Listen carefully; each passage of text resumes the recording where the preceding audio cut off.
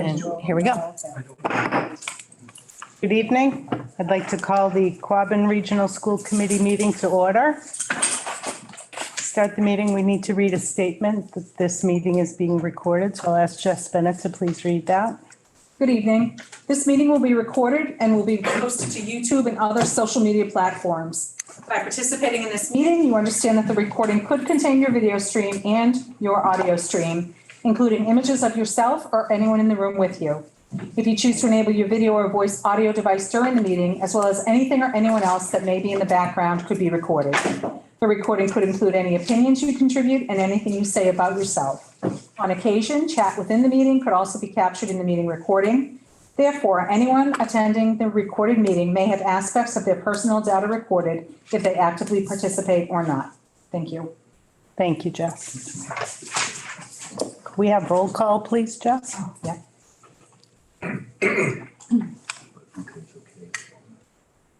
Dr. Allen? Here.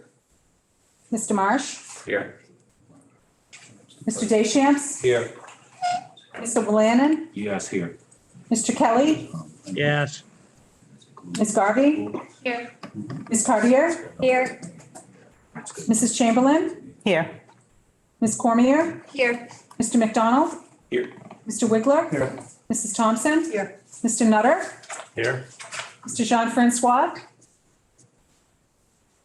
I believe he won't be with us this evening, and Mr. Brophy will not be with us this evening either. Thank you. Okay, the next item on the agenda would be the approval of minutes. So moved. Second. Thank you. Any questions, comments, additions? Hearing none. Roll call, please. Dr. Allen? Yes. Mr. Marsh? Yes. Mr. Deschamps? Yes. Mr. Willannon? Yes. Mr. Kelly? Yes. Ms. Garvey? Abstain. Ms. Cartier? Yes. Mrs. Chamberlain? Yes. Ms. Cormier? Abstain. Mr. McDonald? Yes. Mr. Wigler? Yes. Mrs. Thompson? Yes. Mr. Nutter? Yes. Okay. Thank you. Okay, if it's okay with the committee, I'd like to take a couple items out of order. Don't have any objections. I'd like to start with Student Advisory Council. We have any elementary students tonight? We do. We have our students from Ruggles Lane School here to talk about grade 5 leadership at Ruggles Lane School. And I'm going to see if Mr. Carlson or Ms. Cranston would like to introduce our students. Absolutely. We are actually still waiting on one student. So I wonder, I don't know if secondary would like to go first and then maybe double back. I know that they were trying to get on and they were having a little trouble. So I hope within a few minutes our third student will join. Would you like us to start with the middle high school? Yes, please. Thank you. All right. So I'm going to let Colleen introduce our middle high school representatives. I know Miss Madden is here. And I'm going to try to turn our camera so that the audience at home can see them. So I want to introduce Jillian Madden. She is our 0.5 intervention specialist and 0.5 reading specialist. You might remember Jill from last year. She came and did a presentation about our reading program at the middle high school.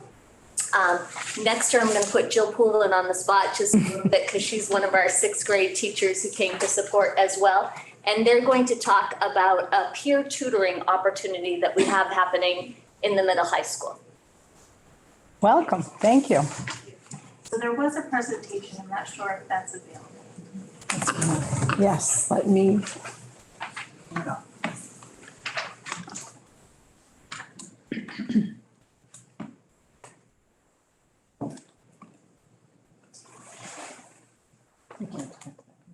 Yeah, where's the school?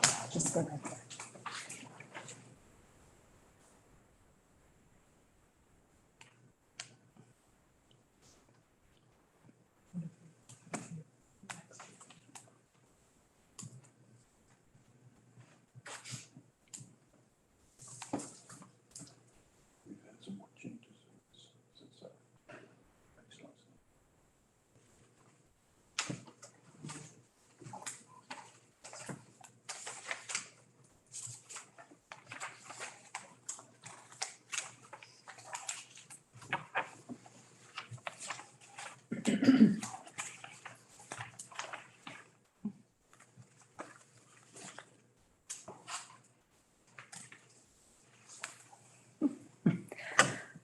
Bear with me for one moment here.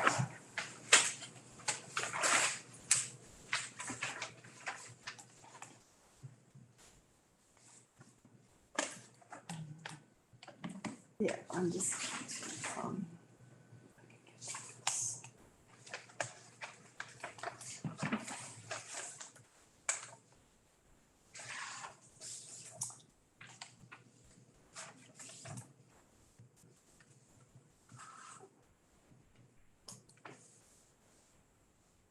By the time we get this running, the elementary student will be here and we'll have to wait. Sorry about this. Just, We do have a student who joined us, so if you'd like. I have it. I think I have mastered the technology at this point, so. Thank you. All right, there we go. So we're just going to talk a little bit tonight about some of the peer tutoring that we're starting a little bit at the middle high school. So what we are doing is we're taking all of the resources we can, and we are using all of our teachers, and then we're also using some of our high school students as our main community service hours to work with our 6th grade students.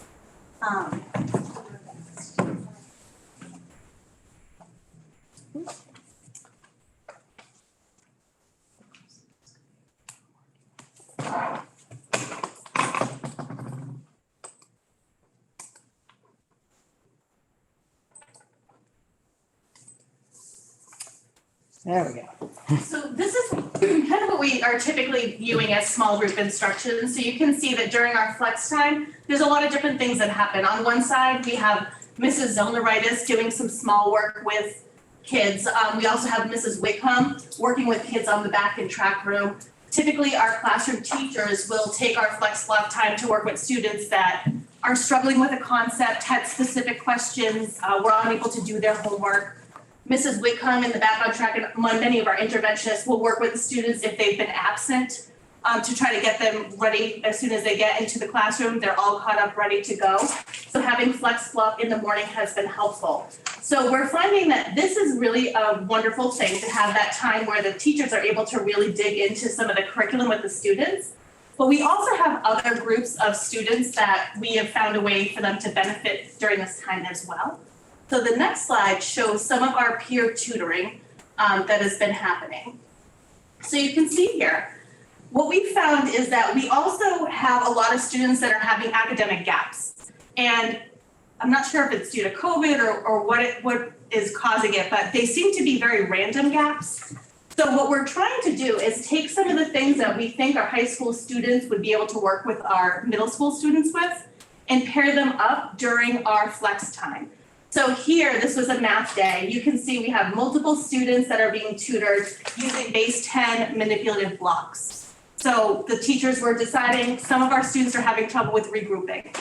That's something that we don't necessarily need the teachers that need to really dig in to do. That's something that our high school students are more than capable of helping our students with. You can also see we have other students that are just doing basic math multiplication facts. So we're using this time with our peer tutoring to be able to fill some of those gaps and allow the academics to really push forward at a greater rate.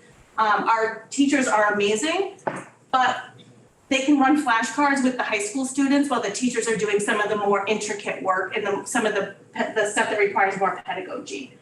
There's a ton of benefits to this for both the high school students, the middle school students, and quite honestly, I think the district as a whole. Ahead to the next one, please. This is kind of the what and when. So our high school students, they're doing this to earn community service hours. So I actually talked with Mrs. Frost and Mrs. McMorrow, who run our Community Service National Honor Society. And they're doing the things, like I said, that are easily to be completed. And this is typically happening twice a week on Mondays and Thursdays. And the next one kind of goes into some of the benefits. The benefits for the middle school are these students who have instructional gaps, but they're not necessarily in special education. So this is happening simultaneously when our special education students are meeting with special education teachers. So this is our way to really target the students that oftentimes might kind of get missed because they're not necessarily on a 504 or an IEP, but they still do have some of those struggles. It's also giving the idea of the role model supports from different people other than just the teachers. Sometimes they're really willing. Last year, we did this too towards the middle end of the year, and some of those relationships that developed they were pretty interesting to see. They were able to start joking with the kids and really kind of create those connections. And we're also trying to front load the support for student growth. So we tried to get this started as soon as we could this year. And the first quarter for middle school just ended. So we were trying to get as much of it done up front. And we will at least have them through the first trimester of the high school. And then hopefully we'll have some that continue on as well. On the next slide, the high school benefits. What we're noticing is the students are becoming much more confident. They're becoming leaders. They're being able to go in. At first, we kind of show them everything. We walk them through. But now they come in. They know what to do. We have the sheet where they can take a look, who needs to work on what, where are my materials. So they're really being able to establish themselves in those leadership roles. There's also giving them that opportunity to interact with students, to kind of adapt some of the ways that they need to speak to kids, to try to figure out ways to get students to understand things differently. So it's been actually pretty interesting because you'll see the last point on there. Some of the students, teaching might be in their future. It's something that they're trying out a little bit to try to see, is this something that I'm comfortable with? And we always tell the high school students that their academics are obviously a priority. So oftentimes around the end of a trimester or during some kind of big assignment, they might step out, say, I can't do it this week. We never have a problem with that because obviously we want them to succeed as well. When it comes to the district benefits, we're seeing that this is really deepening those relationships, those role models again. I can't express how sick it is to see those develop. Some of our students that really could use a positive role model are finding them through the program. It's also allowing them to interact for better ways to understand learning. They're learning different teaching strategies from us, and then they're able to use them with the students. And the biggest thing that I think is it's showing that idea of community. For the district in general, across all of our PD this year, we've talked a lot about social emotional building relationships. We've talked about community, bringing people together, getting people to feel better about themselves, the students, the teachers, everybody across the board.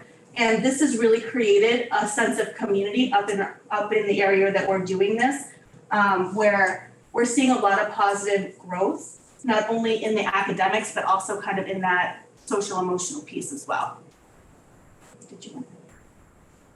So Jill Poulin is one of our 6th grade teachers. So I showed a lot of the math stuff, but she is doing ELA, and we do the same sort of thing in ELA.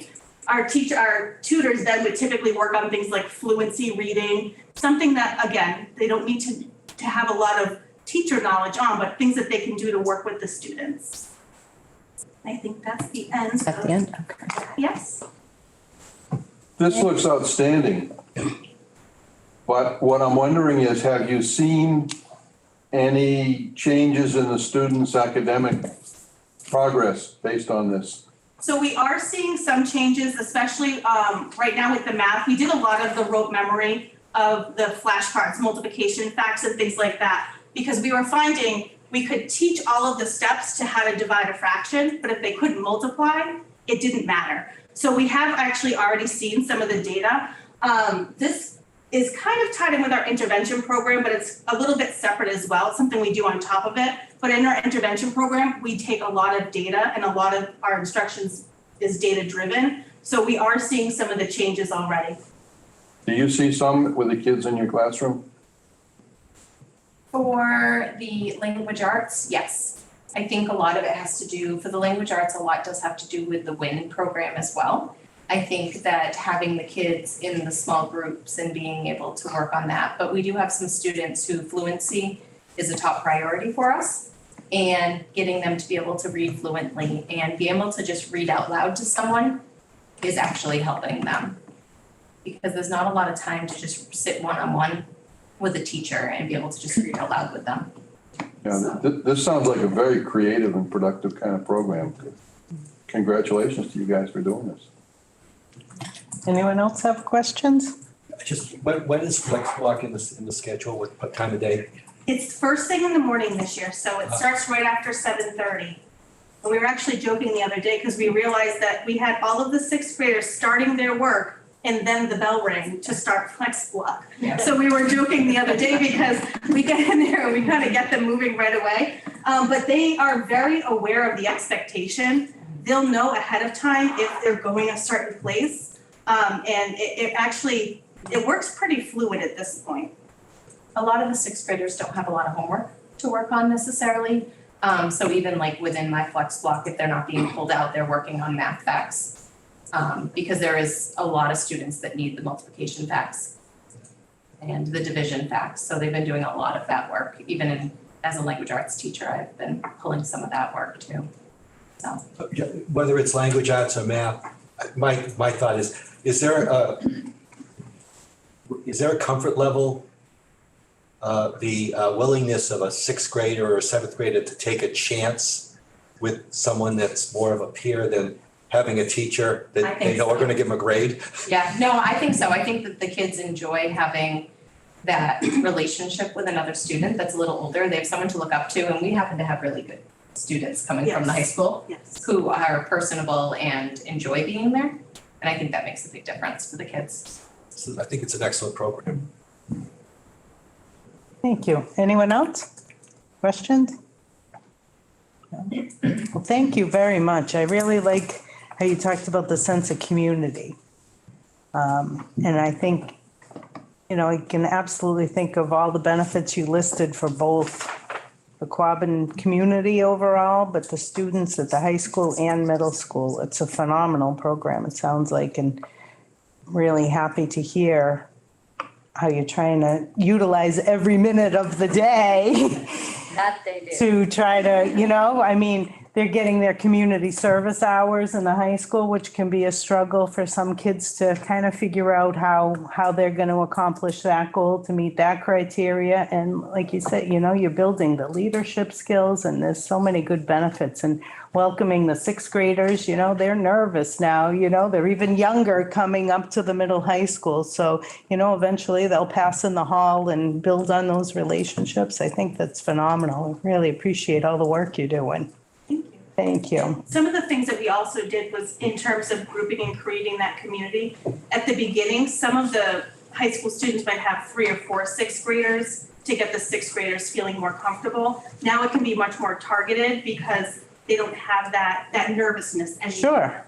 Sure. They do kind of, they get a bond going where they're kind of hoping that they're the one going this time. Oh, in the elementary, we have like reading buddies, and that's a fantastic program. So it's a great program.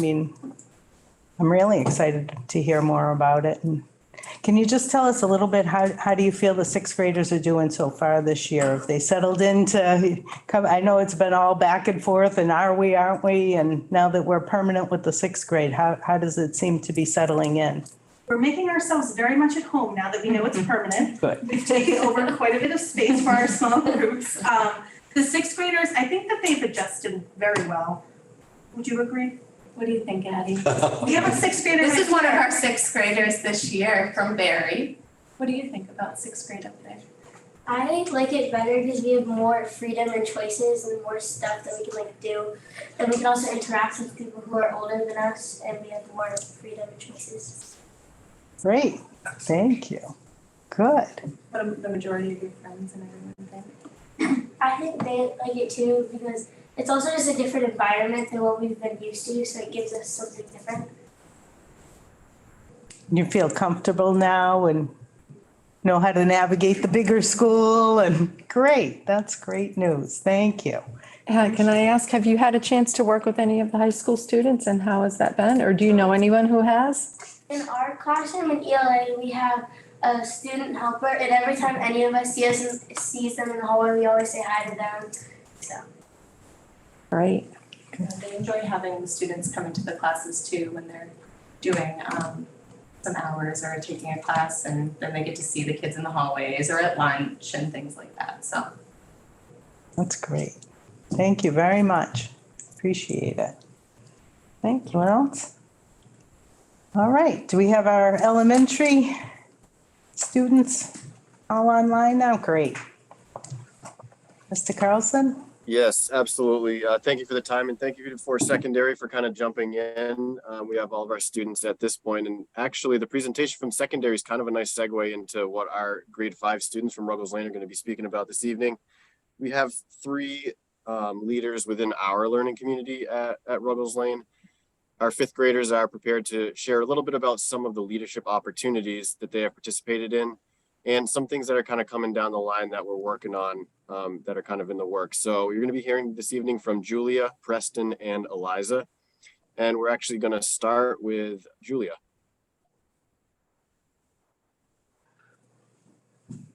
Hi, Julia.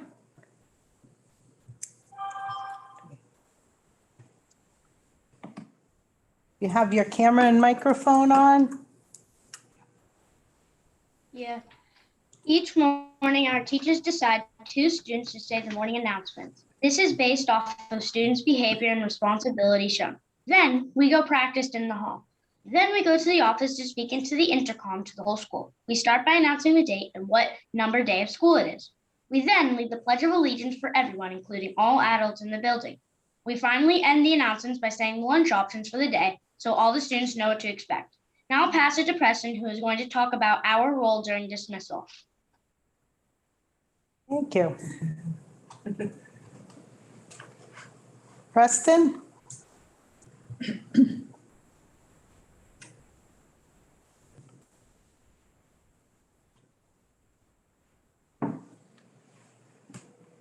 think he's muted. I Are think you he's still muted, muted. Preston? Could you unmute, please?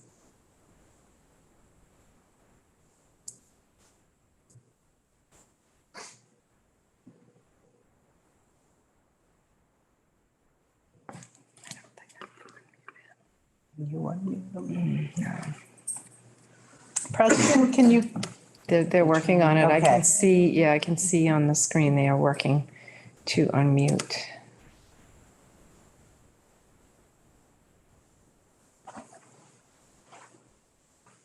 Nice job, Julia. Thank you.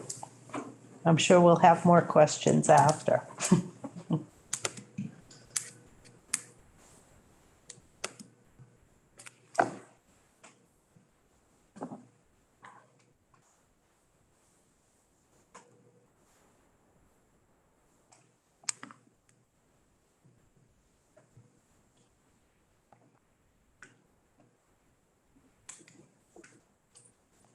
Still working on it. Can be very Technology frustrating is nice when it when the works. technology does not cooperate. We all have had that experience. Yes. How about the third child? No, Eliza. Yeah. That's what I was Unless it has to- wondering, but it sounded like Julia was going into Preston's. Yes. I'm wondering if they need to go in order. You may. Yeah, we were hoping to go in order. I wonder, Mr. Walsh. Oh, there we go. It looks like it looks like we're good. I think so. There he Yes. is. Hi, Preston. My first time doing this, Jessica. That's okay. We'll wait. No worries. Each afternoon when it's time for dismissal, we go to our teachers and ask if we can hold the bus sign. If you are chosen to hold the bus sign, you wait until they announce your number. Once that number is called, you collect the 4th graders that are in the same hall, and then we go down to the stairs. You pick up the 3rd graders before exiting the building. Each of the 7 bus signs are in specific order. Also, the people that are holding the signs need to make sure that they get on the right bus safely with our other students. Being chosen for this job is a responsibility that 5th graders have. Now I'm going to pass it on to Eliza. Thank you. Hello. So each morning our teachers decided, oh, wrong one. There are times of the year that our youngest provide us that are young. There are times of the year that our teachers provide us with opportunities to support our youngest learners. Our first example of this was helping them with dissecting and counting seeds from pumpkins. For this, all the 5th grade students went to the cafeteria to pick out groups of kindergartners to work with. Another thing the 5th graders did was to help the kindergarten teachers run activity stations and help the kindergartners with getting ready for the costume parade. After, our teachers told us that they appreciated our help and that we will be able to help them again with special activities such as gingerbread houses when the holidays come around. It was a fun experience working with our kindergartners and helping our teachers. Now, each of us will talk about some future opportunities for fifth grade students. RLS is currently working with the Barry Housing Authority to bring our curriculum to life for residents at Grandview Terrace. For this, we plan to have fifth grade students walk down and present original stories, read picture books, and share original artwork created with Mrs. Cook during art class. More to come on this. Now I'm going to pass it to Julia to talk a little bit about up and coming student council. Thank you. Plans for reestablishing student council at RLS are underway. This structure will allow fifth grade students to work with the principals to create new exciting ideas that will add to our learning community. We will begin by sending an interest survey to fifth grade students, followed by an informational session. We are excited to bring this group back to our school. Now I'll give it to Preston to talk about our future Final Fridays. The final Fridays of each month will become Friday at Ruggles Lane School. For this, fifth grade students will partner with young learners within our building to participate in special activities. This could be something themed or holiday related. It could also be buddy reading for this block during the day. We look forward to more opportunities to work with our youngest friends. Thank you so much. Does anyone have any questions they'd like to ask? So do we have the third? I think They've all I think that was the third. Anyone have any questions? Well, just a comment. Sure. I think getting these kids together, up and down the ladder, back and forth and all, some authority, taking some responsibility. I think this is just outstanding.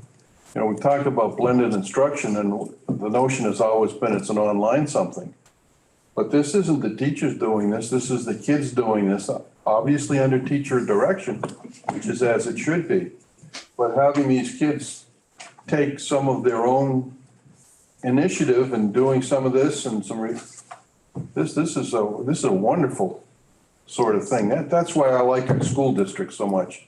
It's not just putting out fires and complaining about things, but it's getting out and doing and active and kids learning and that sort of thing. And the teachers and the administrators take just a wonderful, positive, proactive approach to this, and the kids just come right along. You guys are terrific.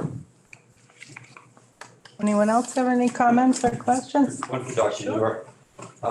Dr. Muir, this would probably go along with the social emotional learning piece. I would expect that this is a good reinforcer or Absolutely. support for. Absolutely. Absolutely. Most definitely. All of our schools and all of our teachers are really embracing the supporting of the students through the social emotional, and everyone's doing it in very unique and creative ways. So, and I 100% agree, this is absolutely a social emotional support for the older students as well as the younger students. Building those relationships is very important, and giving students confidence and in all areas is really an important aspect of what we do, and more important now than ever. Okay, anyone else? I'd like to thank you, Julia, Preston, and Eliza. Fantastic presentation. It's amazing the leadership skills you've shown just here tonight, but to be so organized and have these fantastic ideas and mentoring the young learners in your building is phenomenal. And we really appreciate all your help in helping make this community so strong and supportive of each other. And this young lady here too. Absolutely, absolutely. Thank you very much. We look forward to hearing more. We know we're going to hear from all of you very soon with these leadership skills. We hope you keep coming back and telling us all the great things you're doing. So keep up the good work. Thank you. Okay. Anyone else? All set. Okay, if you don't mind, I'd like to take one other item out of order under new business. Request for approval of the proposed Alba Berlin student exchange trip. Oh, great. So move with the usual provisos. Second. Okay, Mrs. Weiderman is here. great. Hi, how are you? Good. How are you? Welcome. I am excellent, thank you. So yeah, we're looking to get the Berlin exchange trip up and going again. The last time that it ran was immediately prior to COVID. The German exchange students were able to come here. And unfortunately, they left, I think, pretty much the same week that everything kind of stopped turning and shut down. And so it's been a couple of years. We haven't run this program. And then at the beginning of the school year, Dirk Speckman, who is the English teacher that has traveled over with the German exchange students, reached out to me to see if I would be interested in trying to set something up since Liz Blake is retiring, because they wanted to continue the program. They're under a new principal or headmaster over there who's very enthusiastic about international travel. And they were really excited about hopefully getting this going again. So they were looking at hoping to send students here February 28th to March 9th. And the last that I spoke with Dirk, which was last week, they're still working on final numbers, but they're looking at about 10 to 14 students. It's usually a pretty small group that they come over with. They come over with 2 basketball coaches and 1 English teacher, who's Dirk. And so basically Alba Berlin, if you're unfamiliar with the program, it's kind of a pipeline for professional basketball over in Germany.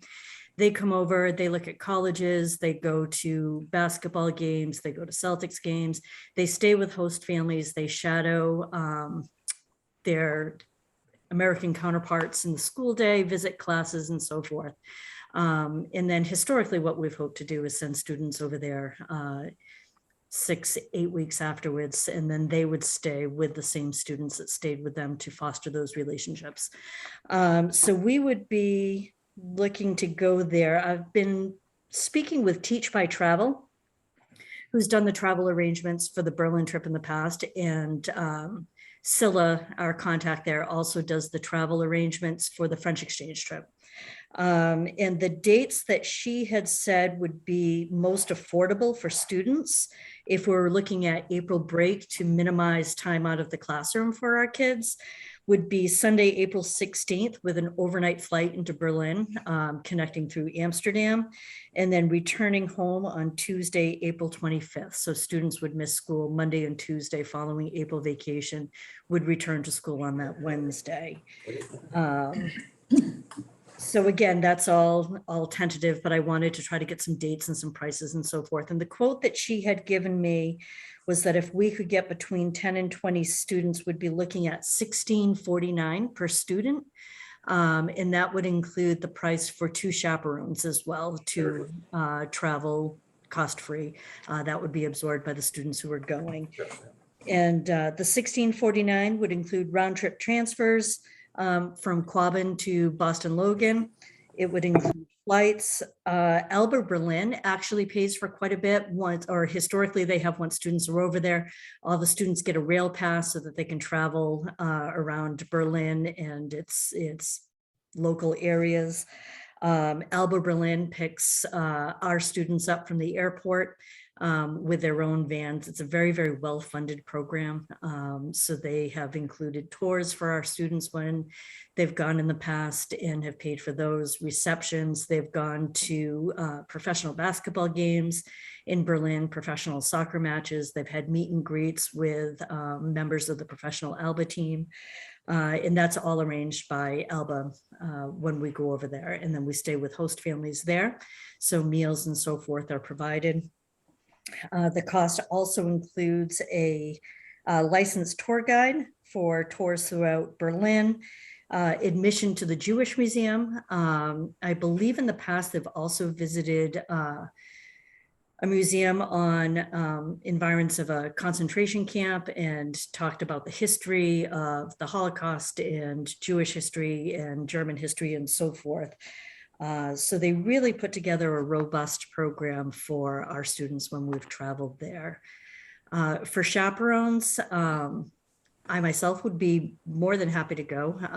And I know that Eleni Marinelli has also expressed interest, and she has participated in an overseas trip before with students as a chaperone. So she has some experience with that. Dr. Allen? Yeah, I had some interaction with this last time. One of the coaches stayed with me. Yes.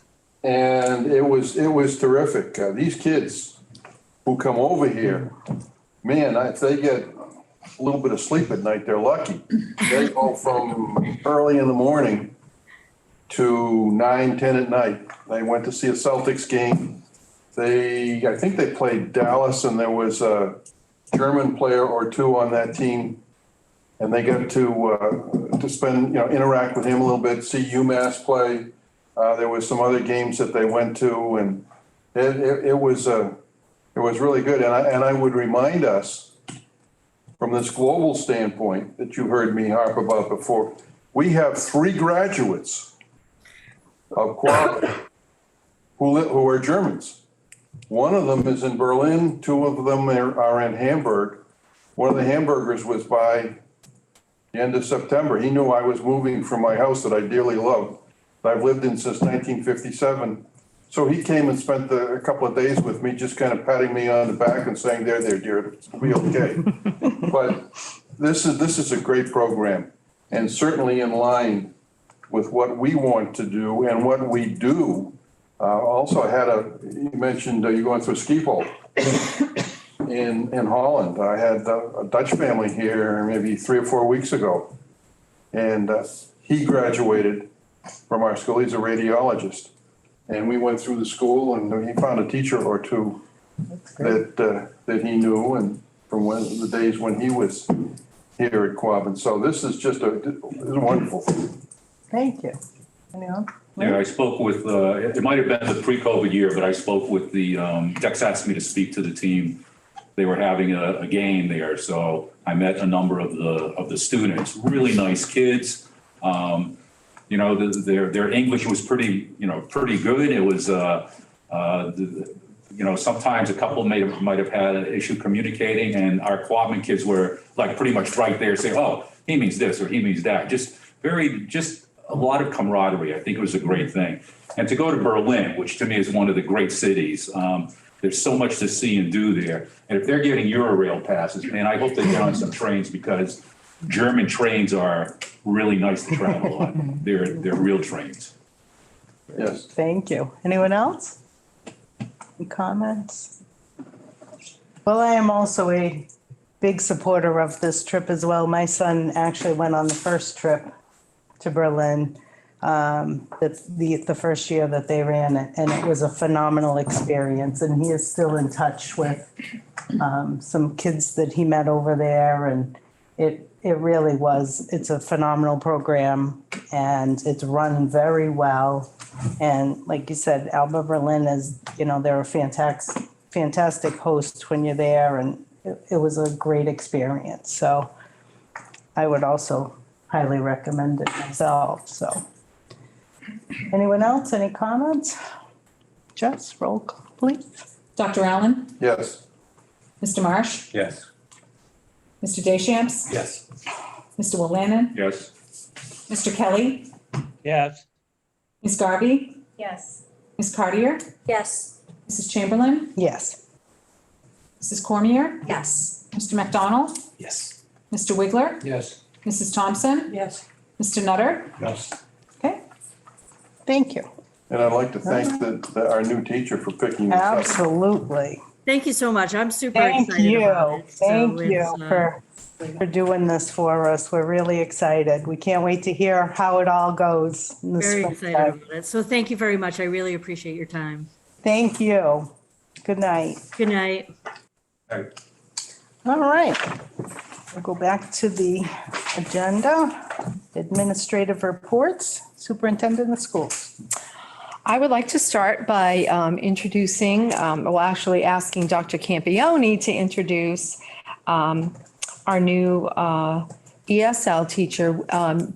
We certainly have had ESL teachers in the district in the past, but we have never had a full-time ESL teacher.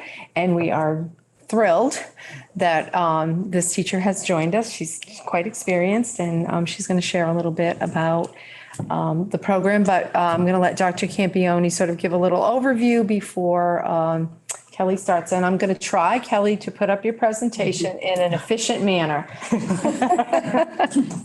With all due respect, Dr. Muir, start now. Thank you. I've already started. Thank you for allowing me to introduce Kelly. You're going to love Kelly. She comes to us from a nearby school district, and we're just really excited to have her expertise. She's, Dr.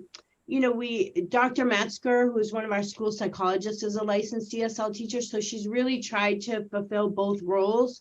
And we all know that when you're trying to do two things, you lose something somewhere, somebody suffers. So we've tried in the past to get a part-time person, but now our needs have increased. So we were able to actually have someone here full-time, and she's busy. She's in we have kids in almost every building, and she's a rock star. She's taken it on, and she has some really good ideas. She's pushing me to think about some different curriculum ideas for students at the middle high school level too. So without any further ado, I give you Kelly Allen, our ESL teacher.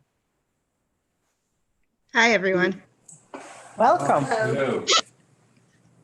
Would you like me to put your presentation up now, Kelly? That would be fabulous. All right. Again, let me see what I can do here.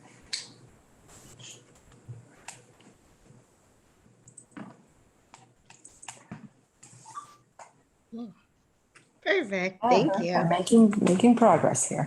Okay, so I'm going to talk a little bit about what English as a second language, first of all, is, and then how it looks at Quabbin.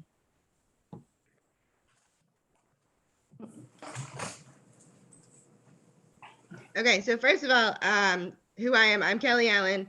I am certified in Massachusetts to teach English language education, grades K to 12, English 8 through 12, and I have an administrator's license.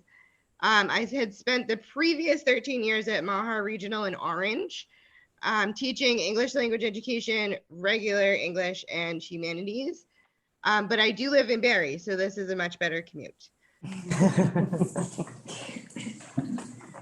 So as far as our population at Quabbin, and this is district-wide, we have 2 level 1 students. So level 1 students are at their very beginning learning of English. So that's where you might get some lost in translation pieces. However, all L students are expected to take the regular academic courses that their peers at the same grade level are taking. So as you can see, that can sometimes be a challenge. Level 2 students, we also have 2 students in that category. Those students, their English is developing, but they're not quite proficient yet. Level 3 students, we have 3 across the district. They're getting closer and they're almost considered proficient by the state. They're oftentimes the students that I'll have teachers come up to me and be like, I don't know how this kid is ELL, because they can carry on a full conversation, but they still struggle with that literacy piece. And then level 4s, those are our kiddos who are almost there. They're so close. And we have 2 students across the district. Newcomer students, those are students who this is their first experience in a school in the United States. And we have 4 students out of the levels that they fit into that category. Slave students, those are students who just school is something different, because either their former education before coming to Quabbin didn't exist, or it has been severely interrupted. And then we have some FELs. Those are former English learners. Those are students who on the state test have achieved English proficiency, but we still monitor them for 4 years after they do that, just to make sure things are still going okay. So currently all schools in the district have at least 1 ELL, and this is also very fluid. I actually just got a new student in Hubbardston on Monday. So things change very quickly. So as far as services goes, and these are guidelines put together by the state of Massachusetts, students who are level 1 or 2 require 90 minutes daily of ELL instruction. So this is completely separate. It can be in the class as support, or it can be a pull-out model where they are specifically focusing on English skills. And these are skills to kind of catch them up and get them to that English proficiency. Levels 3 and 4, because they're getting closer, they require 45 minutes of daily instruction. And then, like I said previously, newcomer students, those are the students who are experiencing their first time in a US school. So oftentimes we see things like the cafeteria, right? That's super overwhelming, even for students who have been here their whole lives. But newcomer students are asking to get a smart pass to use the restroom. These are all things that we also have to go over and do.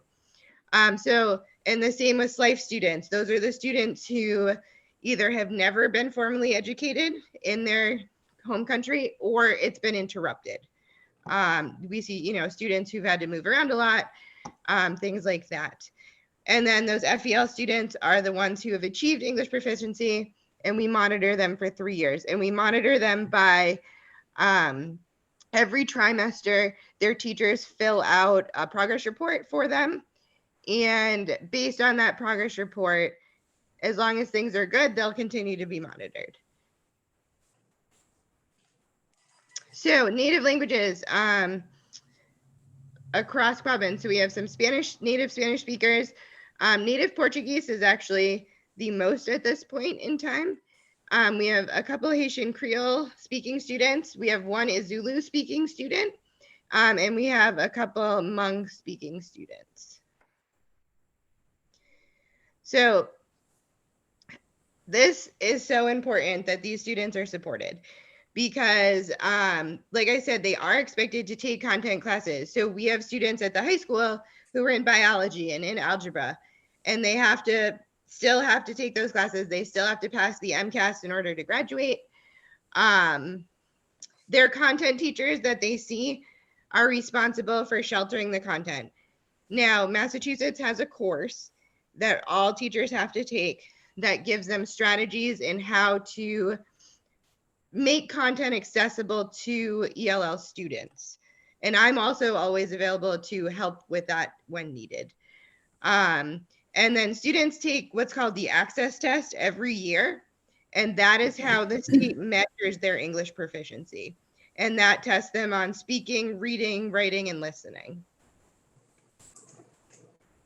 So I have a lot of goals for this district. So SIMS data is what the state uses to generate testing, and I want to make sure that that's updated whenever we get a new student so that it's accurate for everyone. Making sure that all of our L students will take that state access test in January to make sure that we're measuring their proficiency and they're getting the appropriate services. Reclassifying any students who reach that proficiency when we get those test scores at the end of the school year.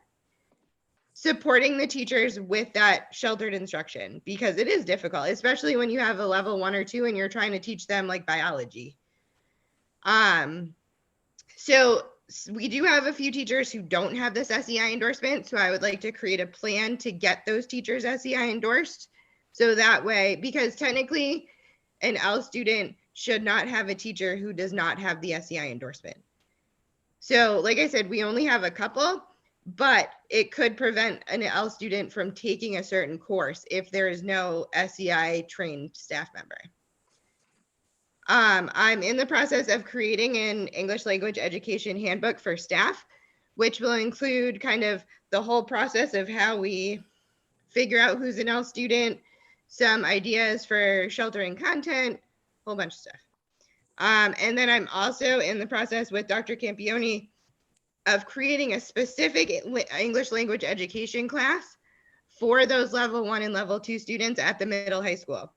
So they would actually come see me for an entire block during the day where we focus on those specific English skills to try to get them to proficiency as quickly as we can. And that's all I had. So if anyone has any questions or comments. Thank you. Anyone have questions? I think this might be more for Dr. Muir. So those teachers who don't have their SEI endorsement, does the district cover the costs of that for them to go and get that endorsement? Or Yes. are the teachers having to pay that? No, they have, we've covered the cost of the course because it's something that is required, so. Okay. Thank you. Anyone else? Dr. Allen? Yes. There's a couple of kids 90 minutes and a couple of kids 45 minutes, plus the rest of the crew. Do you do all of this teaching or is this somebody else? Because I'm wondering how many pieces do they come to you or do you have to go to Hubbardston for one kid, Hardwick for another kid, East Overshoe for somebody else? Yes. So that is all me. I'm really learning this area very well, though. We need to get you a fast car. Need a fast pass. Can I make a comment about Miss Allen? Absolutely, sure. She has been amazing working with our students. Like the student that just arrived, I don't know, Kelly, I think she got here Monday. Yeah, Kelly Monday. was here Monday afternoon talking to me. We got the child's records. She had her scheduled like before the kiddo came to school the next day. She's really student-centered and teacher-centered. She immediately emailed the teachers to say, here's what I'm thinking. Does that work for your schedule? If there's something else you'd rather see. So we're thrilled to have her. The teachers have all felt that she's just very collaborative and helpful. We've had some behavior things with one of our students and she was willing to work through that with him. So I just say yay for Kelly and she's been wonderful and thank you, thank you, thank you. Thank you. That's great. Well, it sort of comes under the heading of we have wonderful teachers. Absolutely. Sure do. Thanks for the endorsement. Thank you very much, Kelly. We're really thrilled to have you. I know that this has been a big need of ours for a long time, so good things come to those who wait. So we're happy to have you and we really, really appreciate all the work you're doing already. So we're excited to have these kids proficient in no time. So. Thank you so much for letting me speak to you guys tonight. Thank you, Kelly. Okay, Dr. Muir. All right, so I will just highlight a couple of things. You all have access to the school committee report. Let me see if I can bring it up so that the viewers can see it.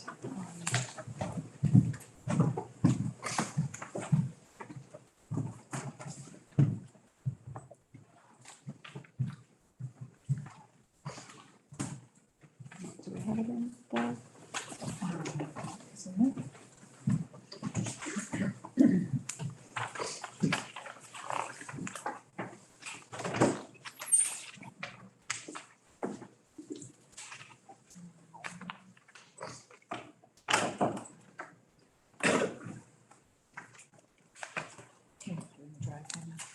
Okay.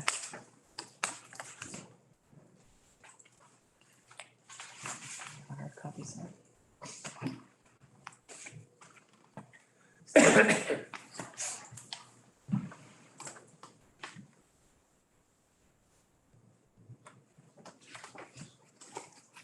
There it is. Okay.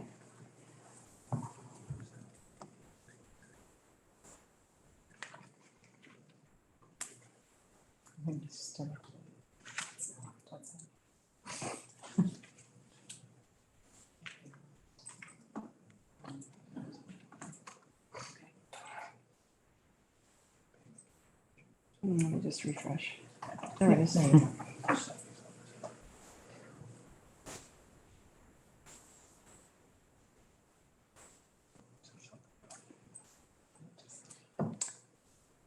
All right, here we go. Again, this report is lengthy, and so I am not going to spend a great deal of time on any one topic in my section. But I will just encourage you at your leisure to read the detail. There were a few of us who attended the MASS conference, which is the school committee, the joint school committee and superintendent's conference last week. Mr. Nutter, Mr. Brophy, Mr. Deschamps, and Dr. Allen and I were there. The focus of, not Mr. Deschamps, who did I miss? Mr. Nutter, Mr. Willanen, Mr. Brophy, and Dr. Allen. I apologize. Now, we both have more hair than you. I'm trying. It wasn't that long ago. I do remember who I was with. The focus for many of the sessions were on, supporting students socially and emotionally, the mental health, behavior supports that our students need. One of the keynote speakers, I just added some statistics here. They were,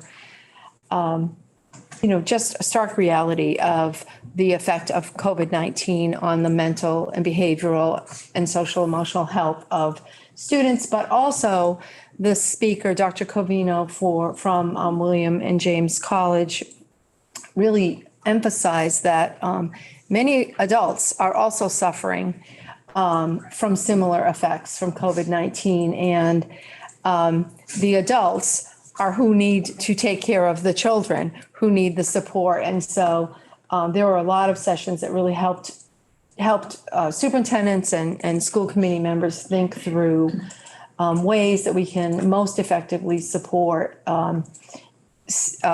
all folks in our school districts so that we can then, give students access to the curriculum that they need to achieve academically. So there's some statistics in there that I just pulled out from Dr. Covino's presentation.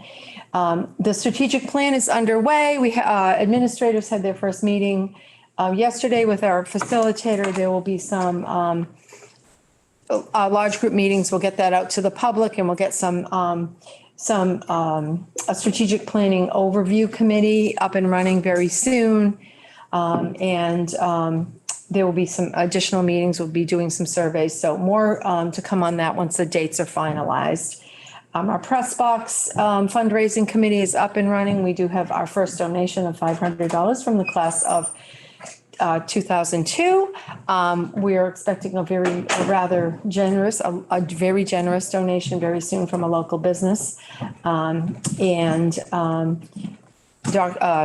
Myville has been able to recruit athletes from 6 decades of Quabbin athletics, with the help of some of us old folks who remember some of those people from the 60s who were on Quabbin athletic teams. So they had a meeting last week, and there is a fundraising flyer that I just linked in the report there. Cheryl worked really hard with our bank to get a QR code to make the donations really easy for folks. And so we're looking forward to really promoting that with some upcoming events, the Athletic Hall of Fame induction, which is happening this weekend, and athletic events that are scheduled as well. So more to come on that, but we've got our first donation. So I think we're heading in the right direction. You may have noticed out on the hockey field, our scoreboard has been updated with the new logo. There's a little picture in there. It's the first public display of our new mascot image and our new logo. So more to come on that. We just, that was something that we had planned. That sign was old and very faded, and they put a vinyl coating on it. So it was almost like a laminate that Plant Facilities Department did. It looks amazing. It looks much better than these pictures, actually. So when you drive by, check it out. It's pretty nice. And we're working on finding cost-effective ways to change some of the other signage around the district over time. I'm going to be attending select board meetings in all of the towns. Jess has me scheduled in 4 of them already. The dates are here. I'm hoping to discuss, encourage town leaders to get involved in our strategic planning, give them information about our press box and sort of forewarn them that, you know, eventually we're going to probably have to come to the town for permission to borrow money to pay for the full amount of that press box, but we're really going to work hard to raise as much money as we can prior to doing that.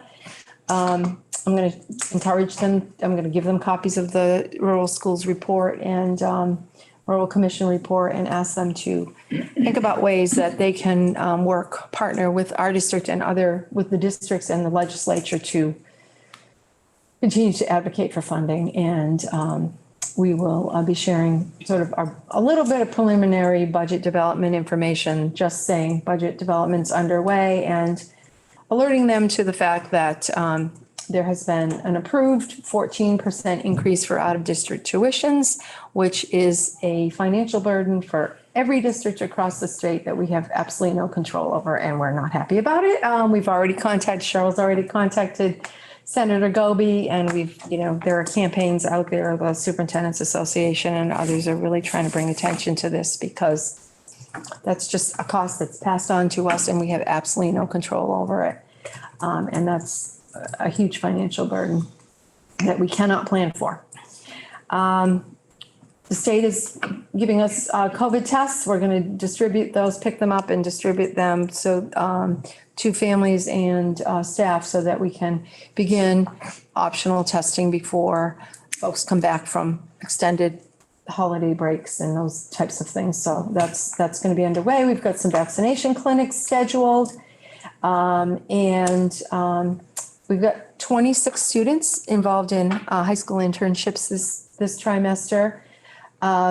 What's interesting is, Ms. Madden was talking about students sort of trying out careers in education, while many of our high school interns are also, in a way, trying out careers in education. Many of them, other careers as well, but many of them are working in the school district in classrooms in our elementary schools, as well as our middle high school.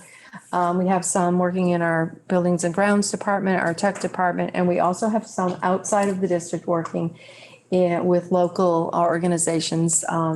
So it's a nice way for us to give students opportunities and particularly opportunities to sort of grow educators, because we have an educator crisis in this state. And so the more we can do to sort of give students an opportunity to see that education is really a very wonderful career and very rewarding, will help us maybe continue to grow our educators. We're lucky in Quabbin that we have many educators who have graduated from Quabbin, and we'd like to sort of keep that tradition going because it's really been wonderful. More information about rural schools there. We did receive our rural schools allocation for this year. It's $379,000, which is quite a bit more, over $100,000 more than we got last year. We're welcoming that additional funding. There's information in the report about how we've spent it in the last couple of years. Those of you who've been on the committee know this. And we're starting to think about ways that we can responsibly expend the funding for FY23 in a way. It's one-time funds, so we're not going to be hiring anybody with it. But we do want to think about benefits, ways that we can benefit students with that funding by making sort of one-time purchases. And there's information in there about how the rural school aid is allocated currently. We still have 14 positions open in the district in various groups, employee groups. And we have an upcoming NEASC visit at the high school, and that's happening in early December. That's our 10-year accreditation visit. We would like the visiting committee would like to meet with school committee members virtually. It'll be a virtual meeting. They're hoping to schedule that for Monday, December 5th at 7 p.m., which would conflict with our typical, I know Dr. Ellen is not happy about this, conflicts with our typical policy subcommittee meeting. So I guess I will be talking with Dr. Allen about maybe scheduling that meeting on another night, or maybe starting the policy meeting early that night, but we can talk about that.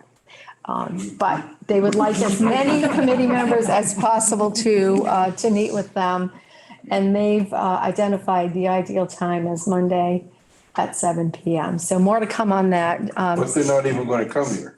Virtual, it'll be a virtual meeting, which will mean that committee members don't necessarily have to come either. They could join virtually from home if they so chose to.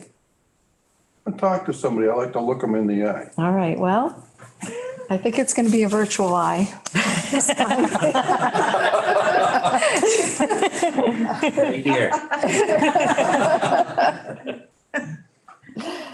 And that concludes my section of the report. I think I hopefully went through that quickly enough.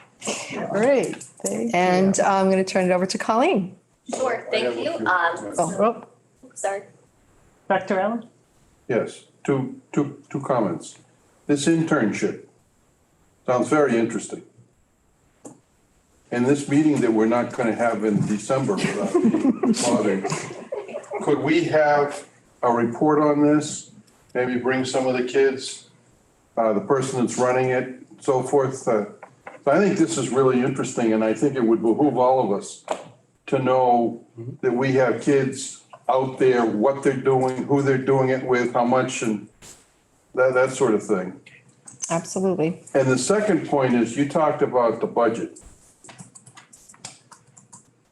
The thing that drives all of us, I have to put this in a positive way, it seems we get response from the town, and you hear this all the time. We weren't involved. We didn't know enough. You didn't tell us. Well, of course we did, but these nice one-page reports we have in the Barry Gazette, could we lay this out? That here's the timeline on creating the budget, and here's when the meetings are, and here's when Mark's subcommittee is getting together, and send a copy to all the finance committee members. So we put in there, this will be sent to all of the finance committee members in all 5 towns so that they know precisely what we're doing, when we're doing it, how we're doing it. Something, it probably will make absolutely zero difference. And I'm sure we'll hear from town people, we didn't know, but it is public. And this way it's in the paper, and it probably won't help much. But on the other hand, as a little guy from Brooklyn said, can't wait. Yes, we certainly can get an article in the Barry Gazette, and I do, as Jess is reminding me, she does send all of these reports that we're publishing now to all boards in all communities. So the school committee report, this written report that we're going over now, goes to all of the, as well as our meeting links, our meeting recordings. And I am going to continue to make an effort to meet with select boards on a regular basis as the year unfolds to continue to strengthen our communication. And so we can certainly, the article in the Barry Gazette, absolutely, we will take care of that. Do you have any thoughts on that? No, it's fine. More transparent we are, I think, when it comes to June or May and June, I think we can point that out. We do point it out every year, but if you have I like the report for that reason. They have it, they get it every month, and they see what's going on. Folks can't say that they aren't really informed. Back page of the Barry Gazette, another fantastic idea, where you list everything that they're doing, or you list a lot of the things that are happening in the school, and folks can see it right there. Great. We have, just full disclosure with the Barry Gazette, we have not continued the full page with the Barry Gazette because the cost of that became prohibitive this year. We had a grant from Fidelity Bank to support some of that last year. But we'll make an effort to continue to put articles in the Barry Gazette and hope to, find additional funding that we could. It was in excess of $12,000, Cheryl, was that? I believe so, in excess of $12,000 to continue that this year, which we just, with the budget challenges that we had, we just could not find the funding for that at this point. So, but we will put articles in the Barry Gazette and continue to try to get get the message out in other ways. Great idea. Colleen? Colleen? Okay, I just want to let you know that Joe is on his phone virtually tonight, so if he has anything to add, he will chime in, but we're going to go through this quickly too. So we just, today we had our mentor-mentee meeting. We have them once a month. We've been working on a lesson study process with our teachers, our new teachers, and I just have to tell you how incredible it is to sit with teachers who are new to our district that are so invested in learning and growing at Quabbin with us. So we asked them to create a lesson with their mentor and to plan to teach it twice. They would teach it once, they'd get feedback from the mentor, or the mentor would teach it first. It doesn't matter the order, but basically they each teach the lesson. Prior to planning the lesson, they think about what's going to be challenging for the students. They plan around that. They implement the lesson, they get feedback, and then they reteach the same lesson again to see if what they did, the adjustments they made, resulted in greater student learning. So what was so exciting today was to hear not only how excited they were to do it, but the time and effort that they put into really thinking about what they're learning in our professional development into the design of that lesson. So we talked a lot about social emotional learning. You'll see in the next section that I sort of highlighted some of the things that we're doing to support our students.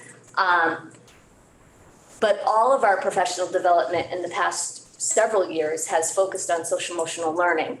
And what's happening now is the work we're doing with our literacy program and our culturally responsive teaching and learning is really getting teachers to think about, how do I incorporate this every day in my lesson planning? So we were hearing from teachers how they were thinking through some of the challenging behaviors that might arise in their classroom. You know, kids are super excited to share out. So how am I going to pre-think that and build my lessons so that they have a voice, but they're not disruptive? So it was really exciting. And we have those meetings every month on the second Thursday. If anyone ever wants to join us, I'm sure they'd love to talk to you about what we do. And then the next section is just some of the social and emotional supports that we've put in place. We've always had programs at the elementary level, but last year, if you remember, we had an SEL mental health team working all year. We received a grant and we put a new curriculum in place at our middle high school. It happens on Wednesdays during Flex Block. It's really an online component, but the teachers lead some discussions, and the idea is to help build those strong relationships and connections between teachers and students. I also wanted to highlight, we talked about implementing our literacy curriculum. We've talked about training our teachers in the science of reading, but additionally, we're also working on really making strong database decisions to be able to, again, offer strategic targeted instruction to our students. So that's a little bit about that. And I just wanted to highlight that the beginning of the year, one of the things that our administrators spend a lot of time doing is really talking to our educators about their goals and what they're hoping to work on over the course of the year. We had 4 areas that we suggested that teachers wrote goals in. They were around academic growth, social emotional learning, cultural proficiency, and special education. I've linked in there a slide deck that we use with our teachers that we share how we connect the professional learning and all that we're doing to the goal setting. And also all of that is based off of our student data and our strategic plan. So I just kind of want to mention that. And the last thing I want to share is we're very fortunate in our district to have instructional coaches. And we have an elementary math coach who sends out a weekly math photo of the week, and that is just a little snapshot. But in there, she takes an opportunity to showcase sort of best practices. Here's what things are happening in the classroom. And it also offers a window for our teachers to say, oh, wow, if the coach is doing that in that classroom, I might want to learn a little bit more about that strategy. I no sooner pasted it into the document today and she sent another one out. So I felt like I should have updated it. That was actually from last week. but that is all we have. Dr. Allen? Yeah, I'd like to comment for new committee members. This coaching program that we have is about the best thing that we do in this district. We went up to Ruggles Lane, what, about 5 years ago now? And they presented to us. It used to be that the kids in language arts were sort of in four quartiles. And once this program was implemented and up and running, this quartile pretty much went away. It helps from a special ed standpoint, but the coaches work with the kids on what they identify the problems. Coaches are specialists in the content area, so they work with the teachers and the principal, I believe. And it just makes a difference. Now, when I was bragging about this, one of my more particular friends told me that, well, this one has not totally gone away, as I thought it had when we had our presentation. But it's much more diminished. And this math one, we've had about 3.5 years now. The math coach, I think we've had math coaching we've had it ever since we've had literacy coaching. We've had the math Well, and there was literacy. more emphasis on the literacy anyway. For the intervention, absolutely, we primarily focused on literacy.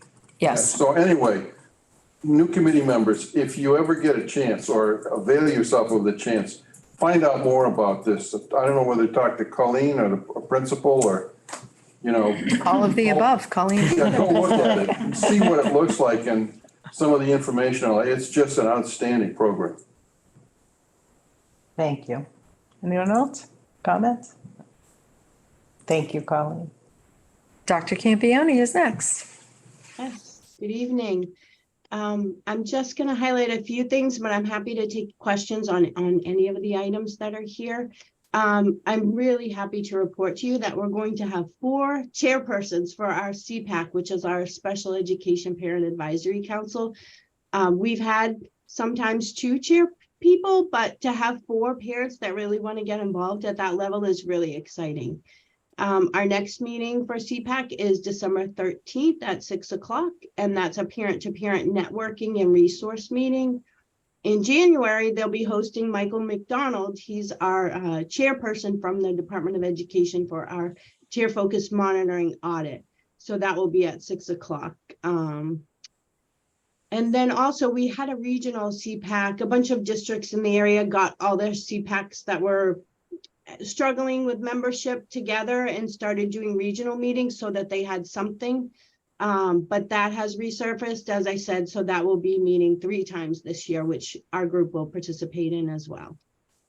I'm going to skip over the audit. Oh, but I can tell you we have a 3rd audit now this year in special education. So we knew about the tiered focus monitoring for special ed, civil rights, and students in transition, but I got a call probably 3 weeks ago that they wanted to audit our circuit breaker filing. So they will be here. They called for a date. I said, let's just sign up, let's get it over with. So they're coming on November 17th. They'll just be looking at our student IEPs, comparing them to the invoices. Circuit breaker, as you know, is a reimbursement system. And for any students in expensive special education placements, it gives us a portion of the cost, whatever they decide the foundation amount is. They give us a certain percentage that they decide on annually. And we do get some of that money back in reimbursement. So they're just going to look at, do we have signed IEPs? Have parents accepted the IEPs that we told them that we were delivering services on? They'll look at our invoices for out of district. They'll look at any equipment purchases we made for students and just make sure that we spent what we said we spent on students. In my experience, I've done this a couple of times now. It usually balances out. What's nice is that if we underclaim, which I don't like to underclaim because that means I might have missed something, but if we underclaim, they do add that to our file. But if we overclaim, then they will take that away. So like I said, it usually balances out. Unified basketball was amazing. If you got to go to one of those games, I don't know how your allergies didn't act up during that, because it was really, really fun. I'll just end with Panther Pals. This is our 2 life skills teachers at the middle high school, Garth Wiederman and Josie Ewart, have started a program that they're calling Panther Pals. It's based upon the National Organization of Best Buddies. So we decided to start with our Panther Pals and see how it goes. The goal is to really work on socialization and using our general education students as friends or mentors or partners, buddies with our students with developmental disabilities. So they have assignments every week. They have to, talk to each other on social media. The hope is that perhaps they could sit together in the cafeteria. They could attend an event together. They might be able to go to the bowling alley or something like that, maybe a football game or something with each other. So again, families, students, staff, everyone blows me away. We have pretty much a full program right from the gate. So we have 10 of our gen ed students participating for our 9 students that are special education in middle school and high school. We have 6 gen ed students to our 5 high school students that want to participate. So that's really exciting. I just wanted to highlight that. So thank you for your time. I'll take any questions. Thank you. Anyone have any questions or comments? Dr. Allen? Yeah, I don't know which of these programs it is, but I went to I was at a track meet one of these times, and they had the special ed kids and they had the regular kids going, and they were just going away. But just like anybody else, just like everybody else, they got to run the track, they got to do it. It was with Oakmont. I think so Stewart was there, and he's in there, but it was a great thing to see, and that's these kind of programs are wonderful, and I know our district has been in a real leadership in hosting these sorts of things historically. Yeah, and we have to give Mr. Milo all the credit for he does he hires the coaches, he does all the scheduling, the buses, all that stuff. So we're really lucky that he's really invested in this too. And I have to say, it sounds like you went to Unified Track, which I didn't miss any of them. Basketball, it was a little harder for me to get to all of them, but I want to say what I didn't anticipate was the impact on the families, right? Like, I mean, my own children, right, were very involved in sports and stuff, and yeah, I thinking back, we spent a lot of time at the fields and in the rinks and all that stuff, but just seeing the families there and just realizing, brothers, sisters, everyone's coming with signs. It just, like I said, it makes your allergies act up, but it just, it's so great. So I want to thank Mr. Myville again for all his support on that. Thank you. Anyone else? I just wanted to comment. I attended the last CPAC meeting, and it was great to see, so many volunteers coming forward to chair the committee, and like us, they also struggle with communication. So if anyone has an opportunity, their schedule is going to be on the website, and they're working on ways to communicate better and get more involvement as well. So if anyone has an opportunity, their meetings are also on Zoom now. So log in, or, they really were very welcoming and happy that, to have the attendance, and it's great. I'm looking forward to seeing they run a lot of great programs and have a lot of information for our special ed families. So it's a great resource, and, just somebody else to talk things through. And, so I think I'm really excited to see, all the work that they're going to be able to do moving forward now with more help. So just wanted to mention that. Anyone else? Mr. Walsh, would you like to speak to your report? So it's a quick one. So the security system installation is ongoing. We're about 2/3 complete. All the lines have been run, tested and terminated, and the software and recording server is up and running, is operational, and is recording cameras that are connected now. Camera installation is nearly complete on the interior of the middle high school building. They've got about 60 cameras up and running, and they've started installing some of the exterior cameras as well as the intercom systems to release the door locks. Due to some staffing issues, the installers were not in this week. They will be back next Tuesday, but they believe that they will be done with all of the hardware installation before Thanksgiving. And then when we come back from the break, they will do a formal training for all of our office staff and people that will be operating the cameras. Probably the first week of December, everything will be closed out and will be 100% operational on the new system. And since the last school committee meeting, the technology department has closed 270 user tickets. And since the start of the year, we've closed 1,164. That is amazing. Thank you. And that doesn't include emails, that's just tickets. It's just tickets. Very small but mighty department we have there. Any questions for technology? Want to Cheryl? You may have noticed that there isn't a representative from Powers and Sullivan here tonight, like they have to be. They are still waiting for information from the Worcester Regional Retirement System in order to complete our audit, so I'll keep you in touch with that. Our E&D certification packet was submitted on time to the Division of Local Services. Our E&D balance, as I calculated, is a little over $1.6 million or 4.5%. As you know, our E&D is limited to 5% of our budget. I did some research back, and the last times that we had over $1 million in E&D was back in FY08, just slightly over $1 million.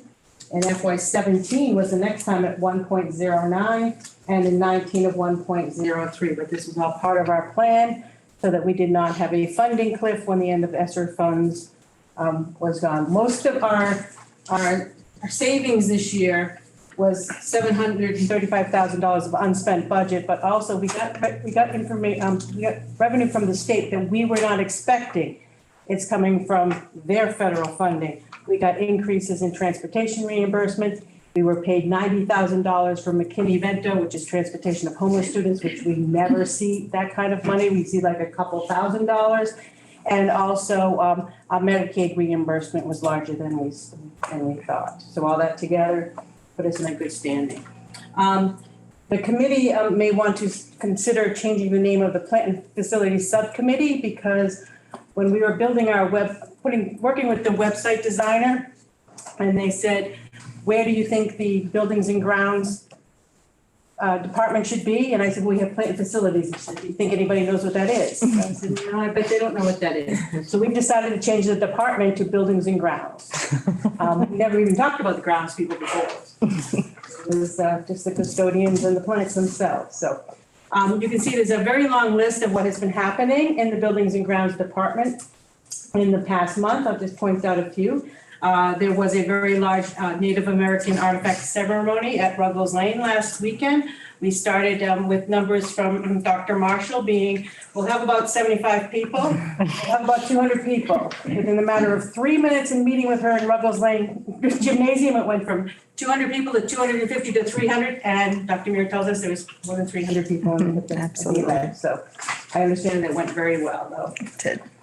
We do have a major event happening at Hardwick Elementary School. The front doors of the building are in dire need of replacement. We have a temporary solution that will keep the doors locked, but all of the doors, due to the age of the building and the settling of the building, they're not aligning anymore, and the bottom has rusted out. So we contacted a contractor to see how much it would be to replace the doors in the front. It's almost $18,500. So by regional agreement, anything over $5,000 cost is that for the town. I did send them the quote today, asking the town if they would prefer to do the procurement themselves or to have us do the procurement. I won't tell you what the response from the town was. Hubbardston's gym floor that was damaged during the roof replacement due to some water damage has finally been fixed now. They had to come back and do a light sanding and refinishing because it was too humid when they did it the first time. But now Mr. Clark is happy with the results. You might have noticed that the crack sealing was done on this driveway, and it also was done on the teacher's lot, and the lining, the striping on the lining was completed as well. And actually, we got parking lot lines at Ruggles Lane that took a little while to get. I have provided for you the participation rates for October for both breakfast and lunch. Again, our highest percentage participation is 61% in Hardwick. We were definitely hoping to see higher numbers this month. There are some pictures. I don't know how well you can make them out, but there's a new menu item at the middle high school called Top Your Way Sub. These are 22 to 24-inch subs that are prepped by the staff with the meat and cheese. And then as the students come through, they get to add their toppings. You can see I put in here that usually you could get red onion, but they weren't available because they didn't come in on the order. So we substituted cucumbers. But the very first day was on the line. They served 49 meals. And 10 kids liked it enough to pay for a second lunch. And again, they sold out again today on it, which is very strange because we had a deli going in our high school for a while, and kids stopped eating sandwiches. They went back to the hot lunches. Now they're back to the sandwiches because we can't get deli meat very often. But so it's really weird how cyclical it becomes of what they like to eat. I told Carrie, I looked at the sandwich meat this morning and said, I'm not making a sandwich. I had cereal for lunch. So I get it. Every once in a while, you just want different things. We've also been asked to add a list of grants that the district has received. Rather than piecemealing it, I'm going to keep one list, and I'll put in bold any new grants that were added to the list. So this month we have the Expanded Learning Time Grant that was so graciously given to us on October 1st, and we have to spend $185,000 by June 30th. So we'll do our best to do that, but that's the only new grant. And for warrants, I just added that onto my report. Since the last time, we have released payroll warrants bi-weekly 9 and 10, and weekly 16 through 19, and accounts payable 26, 27A, and 28B. And I know that 26 deserves a letter, but I don't know what it is. Sorry. That's all I have. Thank you. Thank you. Excuse me, I have a question. Yes. Are we getting all our supplies in for the kitchen and everything else Oh, on a gosh. regular basis, or still shortages? Oh, gosh, no. Carrie said to me, she's tired of seeing the words out of stock. Every time she tries to put an order into our vendor, things are out of stock. No, we are in no way near getting what we order or getting it on time, like the red onions. No, it's quite difficult right now to make a menu and be able to keep that menu for a week. Thank you. Yes. Anyone else have any questions? Cheryl? And Mr. Myville is attending the football game that's happening right now. So he's not here, but he provided, some updates for you as to what's happening with the winter sports, that we're signups are open, tryouts and practices are beginning in late November, and a little update about our strength and conditioning coach. So that's there for your information. I don't have a copy of that. Yeah. Oh, I don't have access to it. It's locked. I was wondering if it was open. It was because you had it open. No, it shouldn't be. Did you try again? Because we tried. Just refresh. Yeah, it was locked. That's why I had difficulty opening it too, so. Did you give an overview of that? 'Cause I don't have it in my, I might have neglected to print it. We can print it for you, Dr. Allen. Thank you. Before the evening's I'll out. send it to the printer right now. All right. That's that. Okay. Look at that. So, I got it. okay. All right. Mine's locked too. Yep, mine's open If you now. hit refresh. If you Refresh. hit refresh, which I can. All right. Is that little circle there?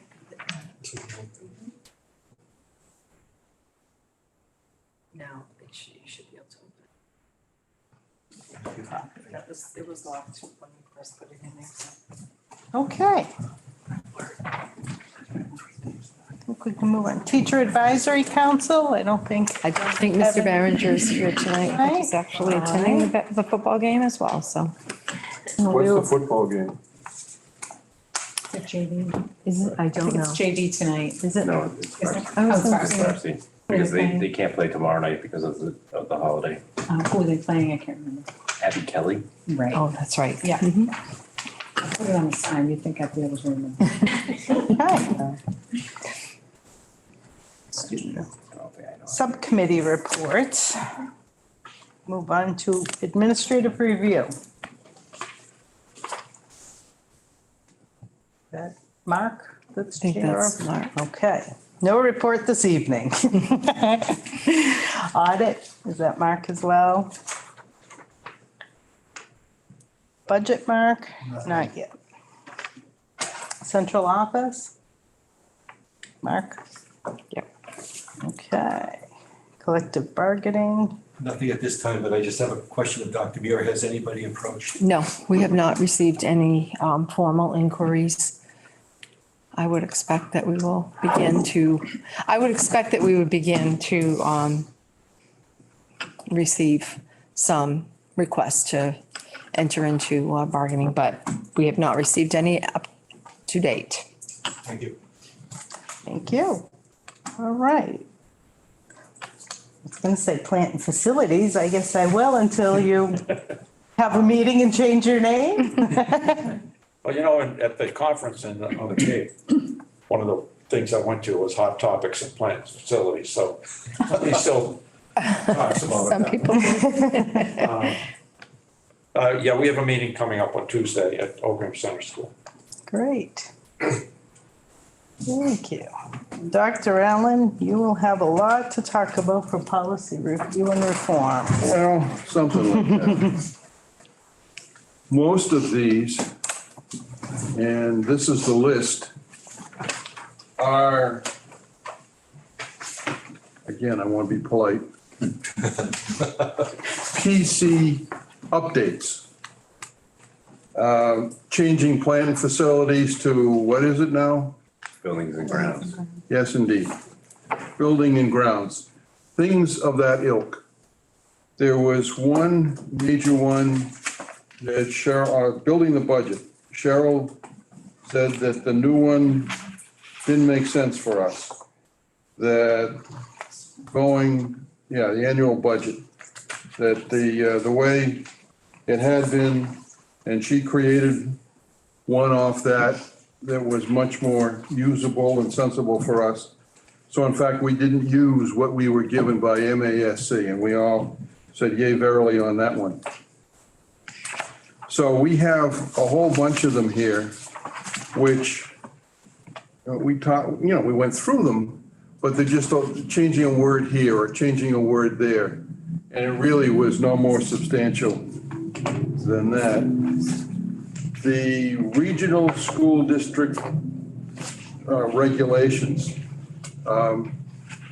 It was good that we had it on the table for a month because Cheryl got some more feedback and found that we should add another school for the people doing the overseeing in that, and a few things of that ilk.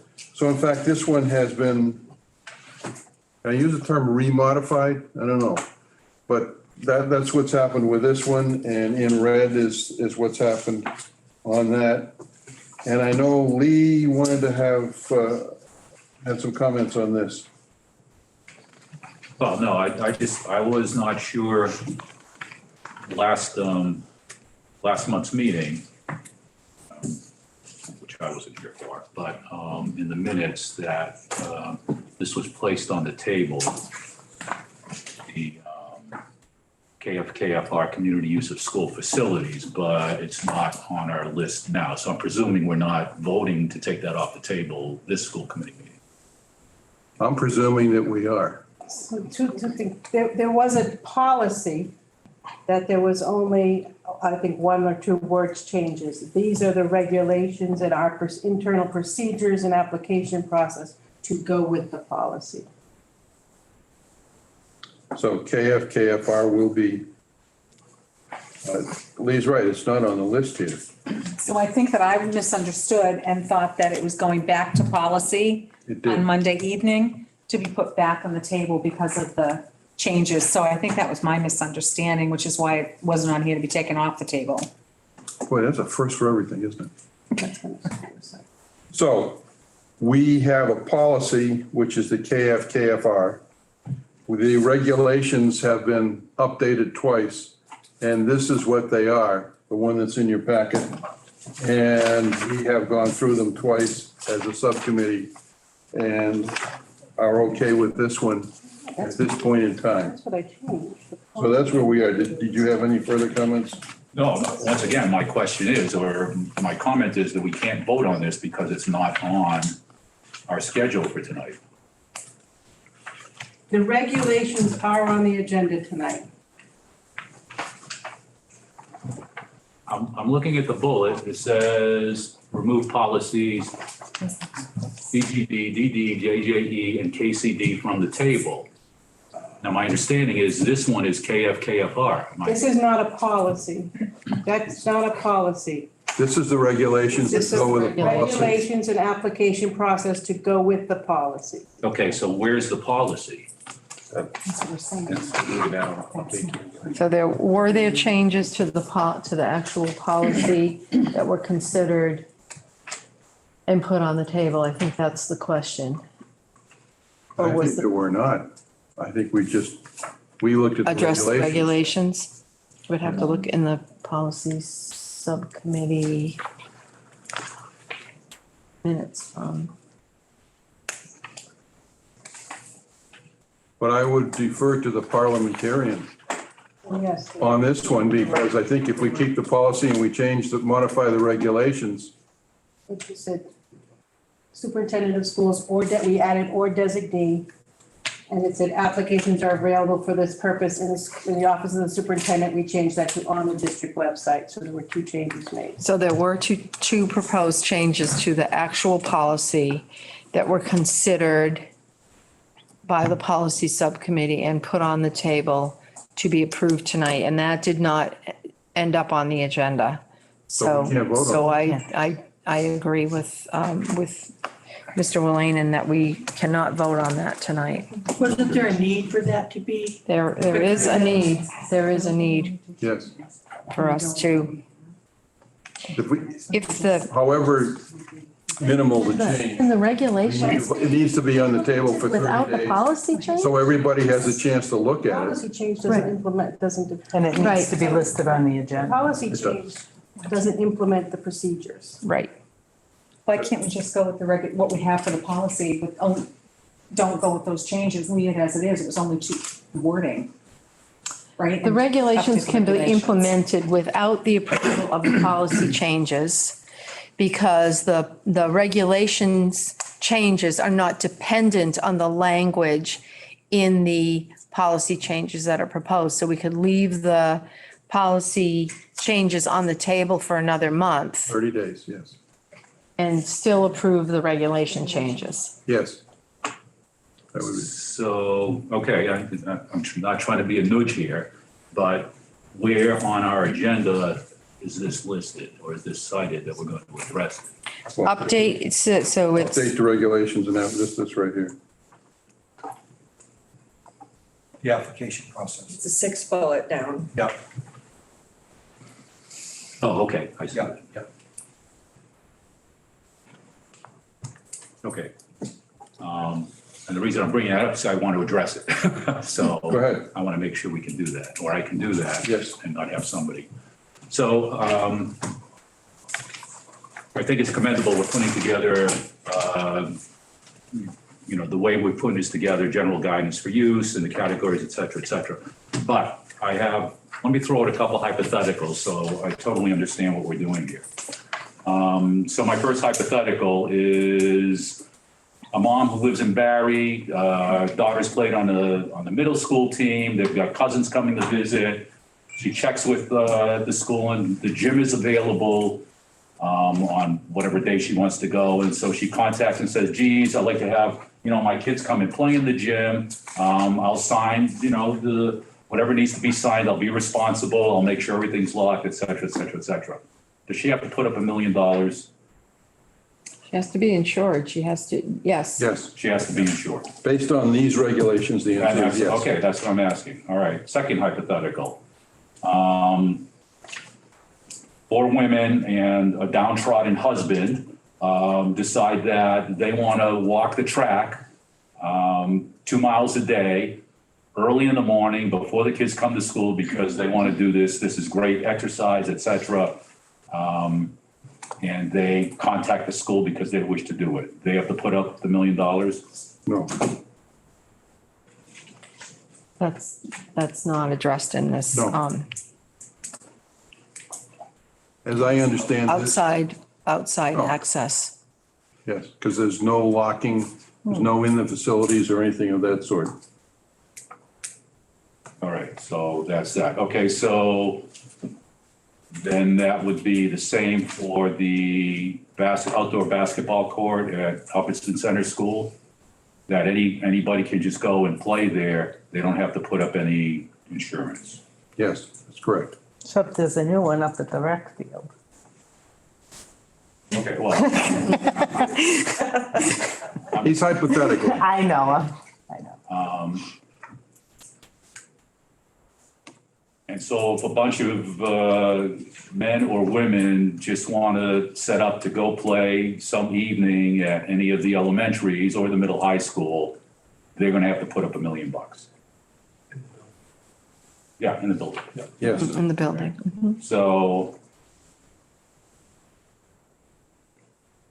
all right, so I understand that. So I guess the problem I have is on the title page of this first paragraph where we're saying school committees desire that school property be enjoyed by the townspeople. I really don't think, I'm not disagreeing with what we're doing, but I'm just saying I think that we're taking away whatever spontaneity, whatever goodwill we may have had over the years, allowing people to use our facilities, allowing it under the auspices of somebody signing some paperwork saying I'm responsible for, whether kids come in, whether adults come in to play, whether it's a one time, whether they say, gee, I would like to play every week if that's possible. For us to say you're not going to be able to do it, I just want to say that I think that we're not being as open to allowing our communities, the people in our community to utilize school property. Well, then the hypothetical that comes up is a janitor needs to be there, somebody needs to be there responsible to unlock it. Somebody needs to stay there to make sure that it's locked up and there isn't damage done. And some kid or some adult plows his head into a wall and is paralyzed from the waist down and sues us for $5 million. That's the hypothetical that we're trying to avoid. I understand all that. And I like what the crew coming. I really much prefer that. But I think the administration has come to us and said, we need to tighten this thing up because we as a district are vulnerable. I have no problem with that. I'm just saying that the reality is if we do all this, we just don't have that talking point because people will come up and say, gee, you're really not letting us have a good opportunity to use the school building. Our kids can't use it off time if we want. I just want that understood that those questions may come up. What we are losing, you're absolutely correct. We are losing that with this, but we are gaining protection for the district. I mean, that's the yin and yang. I know. Just bringing out the point. Okay. Anyone else have any comments they'd like to make about it? Okay, so I move that these policies down as far as DKC be placed on the table until our next meeting. Give you a chance to look at them and see, it's just wording changes, but that's my first motion. Second. Any discussion? And we need to vote on it. Yeah, I actually have some questions about that. Sure. Now on this budget thing that I have on my Chromebook here, it says Section D policy with changes. First off, are we eliminating, it looks like DB and DB1 are being crossed out. A new DB has been written, is that correct? A new DB1? Is that the DBR? Or the regional DB1 for regionals? So there was a DB MASC, No DB on here.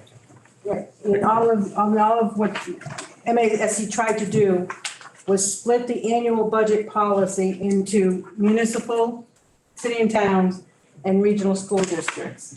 And they named them -1, but if you read them through, they're exactly the same except for a paragraph regarding risk. So we don't need to have all of them, we just need to have one of I them. agree, yeah. So we're, under Dr. Allen's motion, are we getting rid of DB1, or I mean DB? Our thought was we were going to rename the Mass Association of School Committees policy called DB1. Oh. And we were going to adopt it as policy DB. Okay. That works That's the for me. one I was telling you that Cheryl thought that there was some things in there that didn't apply well to us, and so she went back to the old one and did a little work on that, and that's the one that's all in red that we're gonna keep. I have one other. Mr. Nutter, the confusion by looking it online, and as we brought it forth to the policy subcommittee on Monday night was, we wanted to bring to the committee, because MASC is your association. Right. We wanted to bring their recommendations to the full school committee, the policy subcommittee, the full school committee, and then strike out and add what we thought worked for our district. So we didn't change them on that document because that's what came from MASC. Okay. So we're gonna put these on the table. Yes, till the next meeting. Yes. Okay. I keep wanting to say 30 days, but I think one of these takes that away. It's not 30 days. It's really the next meeting. Yep. Anyone else? Any questions, comments? Dr. Allen, Yes. Mr. Marsh, Yes. Mr. Deschamps, Yes. Mr. Willan, Yes. Mr. Kelly, Yes. Ms. Garvey, Yes. Ms. Cartier, Yes. Mrs. Chamberlain, Yes. Ms. Cormier, Yes. Mr. McDonald, Yes. Mr. Wiggler, Yes. Mrs. Thompson, Yes. Mr. Nutter. Yes. All right, Dr. Allen? Okay. Continuing down our bullets, MCAS report. This is a bit of a conundrum. We're doing such good things, and they don't always directly relate to the MCAS report. We are about where the state averages are. I thought we'd been doing better. We at this point appear not to be. And there's a whole page of things that we are doing to try to improve what's going on here. And we asked that we get at the next meeting, we want that fleshed out. We want to understand much better the expectations. If you do this, it'll help a little bit. If you do that, it'll help a lot. And what the implications are and that sort of thing. So we seem to be about where the state is. We should be better than that, I believe. And our education certainly is broader and more full and fuller than what MCAS is looking for. So I still think we do a wonderful job. And it's a little puzzling to me why these numbers aren't a bit better than they are. So we're continuing to work on that, but I wanted the committee to know kind of where we are and what's happening on that one. The class enrollment under 15. We have a whole new category in that this year. It used to be maybe ROTC or advanced calculus or the foreign languages or something of that ilk. But we now have a bunch of middle school standard courses. And our superintendent has explained that the best use of teacher time means instead of getting another teacher for the advanced and for this, that we can double up with the same teacher, but that sometimes we wind up with small classes. So she's going to come back at our next meeting and spend more time on this also, so that we better understand it. Because we need, as committee members, to be able to support this sort of thing when townspeople ask us, well, why do you have 13 members? And the one that gets me the most is we have orchestra, third semester with one student. And I found out why, being combined with jazz, the jazz band, and also holding a place because we got a lot more kids coming along behind. So we didn't want that slot to go away. So we're continuing on, working on that one too. The October 1 enrollment, we didn't do because they were still working on refining that. And this question about voting on the reports. Yeah, Peggy's got it right. Walter did. Yeah. Walter read Robert's Rules of Order, and it says if you vote on it, you own it, which is a whole lot different than you heard it. So leaving it as it is, where we all agree we've heard it, but we're not going to vote on it and then own it. If something comes down the line, is it better we don't own it. So that's, we spent some time on that. And I talked to Walter, and I talked to Brophy, and I talked to Sheila and so forth on this, and that seemed to be, that's where we came out. And we think the committee will be comfortable with that. The policies BGB, DD, JJE, KCD, I'll make a motion, we remove those from the table and accept. It's been on the table since the last meeting. Is there a second? Second. And a third. Anyone have any questions, comments?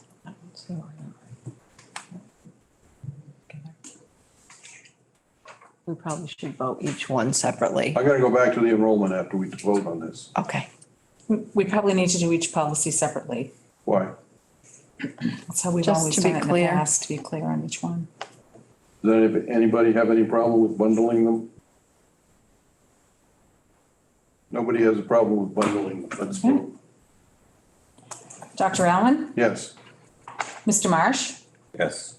Mr. Deschamps, Yes. Mr. Wolanin, Yes.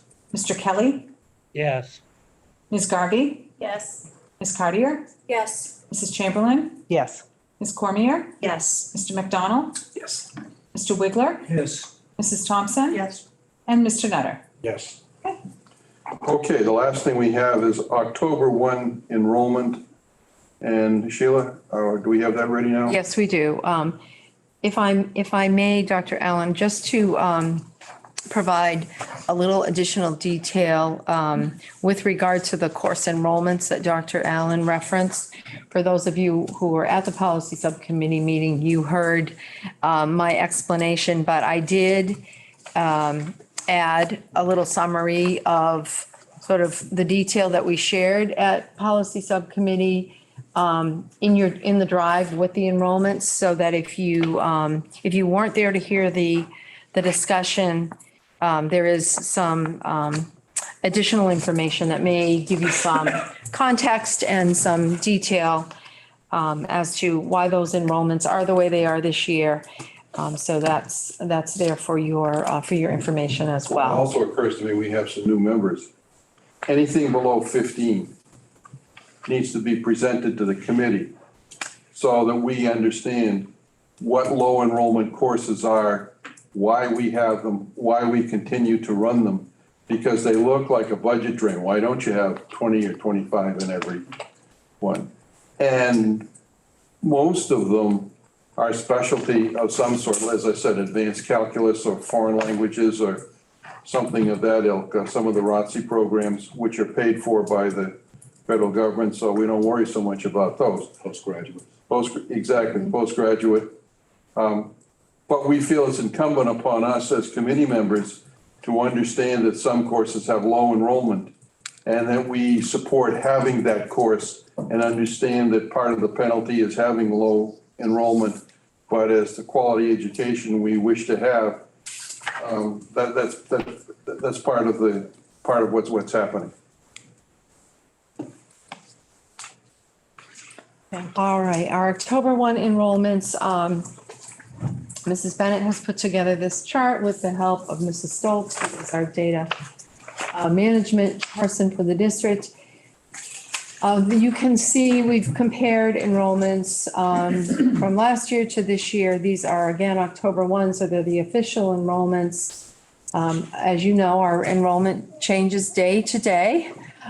So when we use official enrollments, as Cheryl builds the budget and we think about those types of things, this is the data that we rely on because it's consistent for the fiscal year that we're in.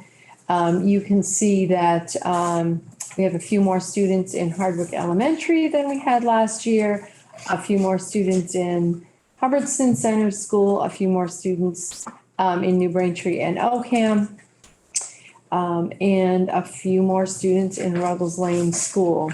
We have declining enrollment in the middle high school, as you can see on the totals on the right there.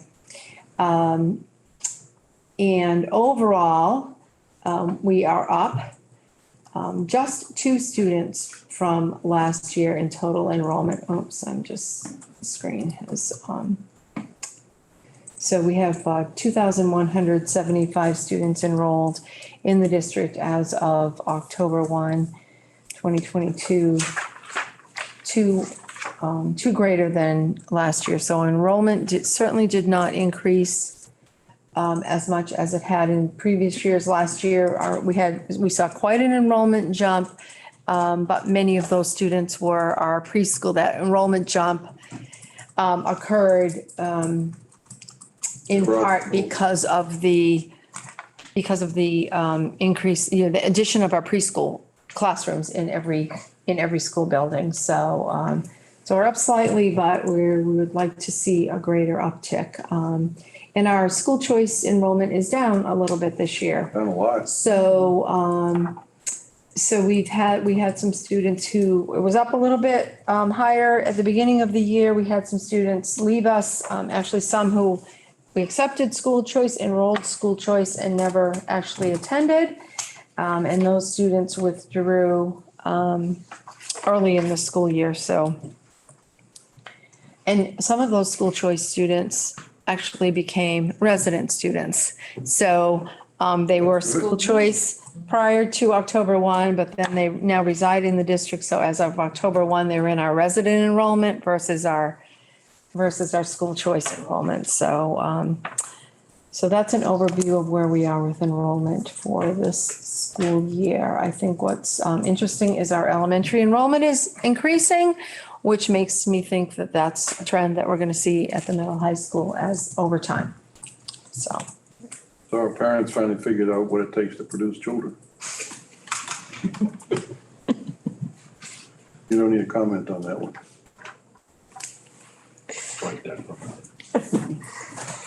Do I have any questions for Dr. Muir? Dr. Allen, anything further? Well, do we have any idea why school choice is down so dramatically? It's like 55. We have not. We're working on developing a school choice survey. So we will, we'll get out that out and see if we can, get any data on that. But no, I can't give you a definitive answer to that at this point, Dr. Allen. Okay. Anyone else? Do you have anything else, Dr. Allen? Or? Thank you. Special ed? Technology?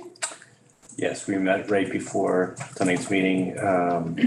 Andrew went over most of it with the security camera, but we also discussed, as a parent, and when they rolled out the Chromebooks, I was always concerned about wandering through websites and stuff like this. And Andrew told us about the new technology that they have in place where the teacher has full control over what the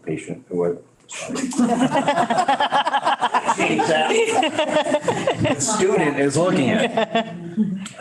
So it was very interesting that the technology has come full circle and the teachers have the control over what they can see on the screen. Access. And what they can open on the screen. So that's very interesting. And thirdly, we talked briefly about the webpage. As everybody knows, the webpage is going to come out soon, but it's going to be about another 2 months. So, and we'll update that as it comes. Great. That's it. Great. Have you seen a preview yet or? No. Great. Look forward to seeing that. Thank you. Anyone have questions for technology? No. Okay. Ad hoc subcommittee, school district configuration. Yeah, we're That's still a lot. trying to find a day where we can visit. We were hoping pre-Thanksgiving, but looks like it may be post-Thanksgiving now. It has just a lot of stuff going on, so we'll Okay, figure it out soon. great. I don't think we have any unfinished business. Any public comment this evening online or anyone in the chat? I don't see anyone with comments in the chat, no. Okay. Do we have any school committee concerns? Dr. Allen? Yes. As I think everybody knows, we were down at the Cape for a while. And it's interesting. Mostly what I do is I look to meet with people there. There's the Mass Teacher of the Year, Commissioner of Ed, Suzanne Bump, who's the retiring auditor. Stan Rosenberg, we all know his travails as the nascent president of the Senate. He was interesting to talk to. Michael McGlynn from Medford, was the longest term serving mayor. He was working with schools, he was in the legislature, and his father and my father were good friends there in Medford when my dad was on the school committee, if you can believe, on the school committee there in the early 50s. But talking with people is interesting. We tend to come away, I think, those of us who are there, with a feeling that we are doing okay. You talk, districts present this or that or the other or what, they're not ahead of us. We tend to be quite a bit ahead of most of them, either in what we've done or what we're concerned about or what we're thinking or what we're doing. So I just wanted to give just those comments. Yeah, thank you. Lee? Yeah, so I'll follow through with that. First, I want to sort of follow up with what the superintendent said, that there were very many social emotional seminars there, and usually each block they'll have like 5 or 6 seminars in a time frame, and I think every block that we looked at had some speaker speaking towards social emotional situations, and they were all very full. It was standing room only for a lot of these, and then even the general meeting there. I think there's a lot to come out of that, and I'm not going to get into it, but what I think is that any one of those speakers and any one of those courses could have walked in and said, okay, instead of me saying anything, let me take some questions. And that hour and a half would have been full, because so many people had situations and issues and questions regarding what their kids were going through in the schools. And so, so that it's a big impact thing, and obviously it's on the radar screen of a lot of people. I went to a couple different courses. The only one I'll talk to is the one I kind of sort of roll out every year, is school districts promoting their brand. And I know, we're pretty happy with what we saw on the back pages of the Barry Gazette.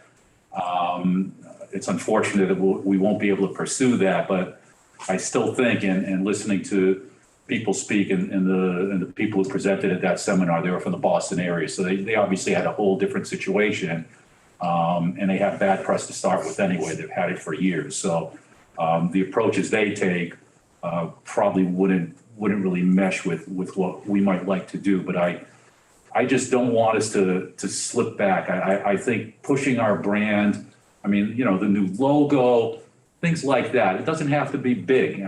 Dick and I have talked about, people don't know, we're so proud of our ROTC program. A lot of people just really don't know that. And our music, that's, I think, where a lot of our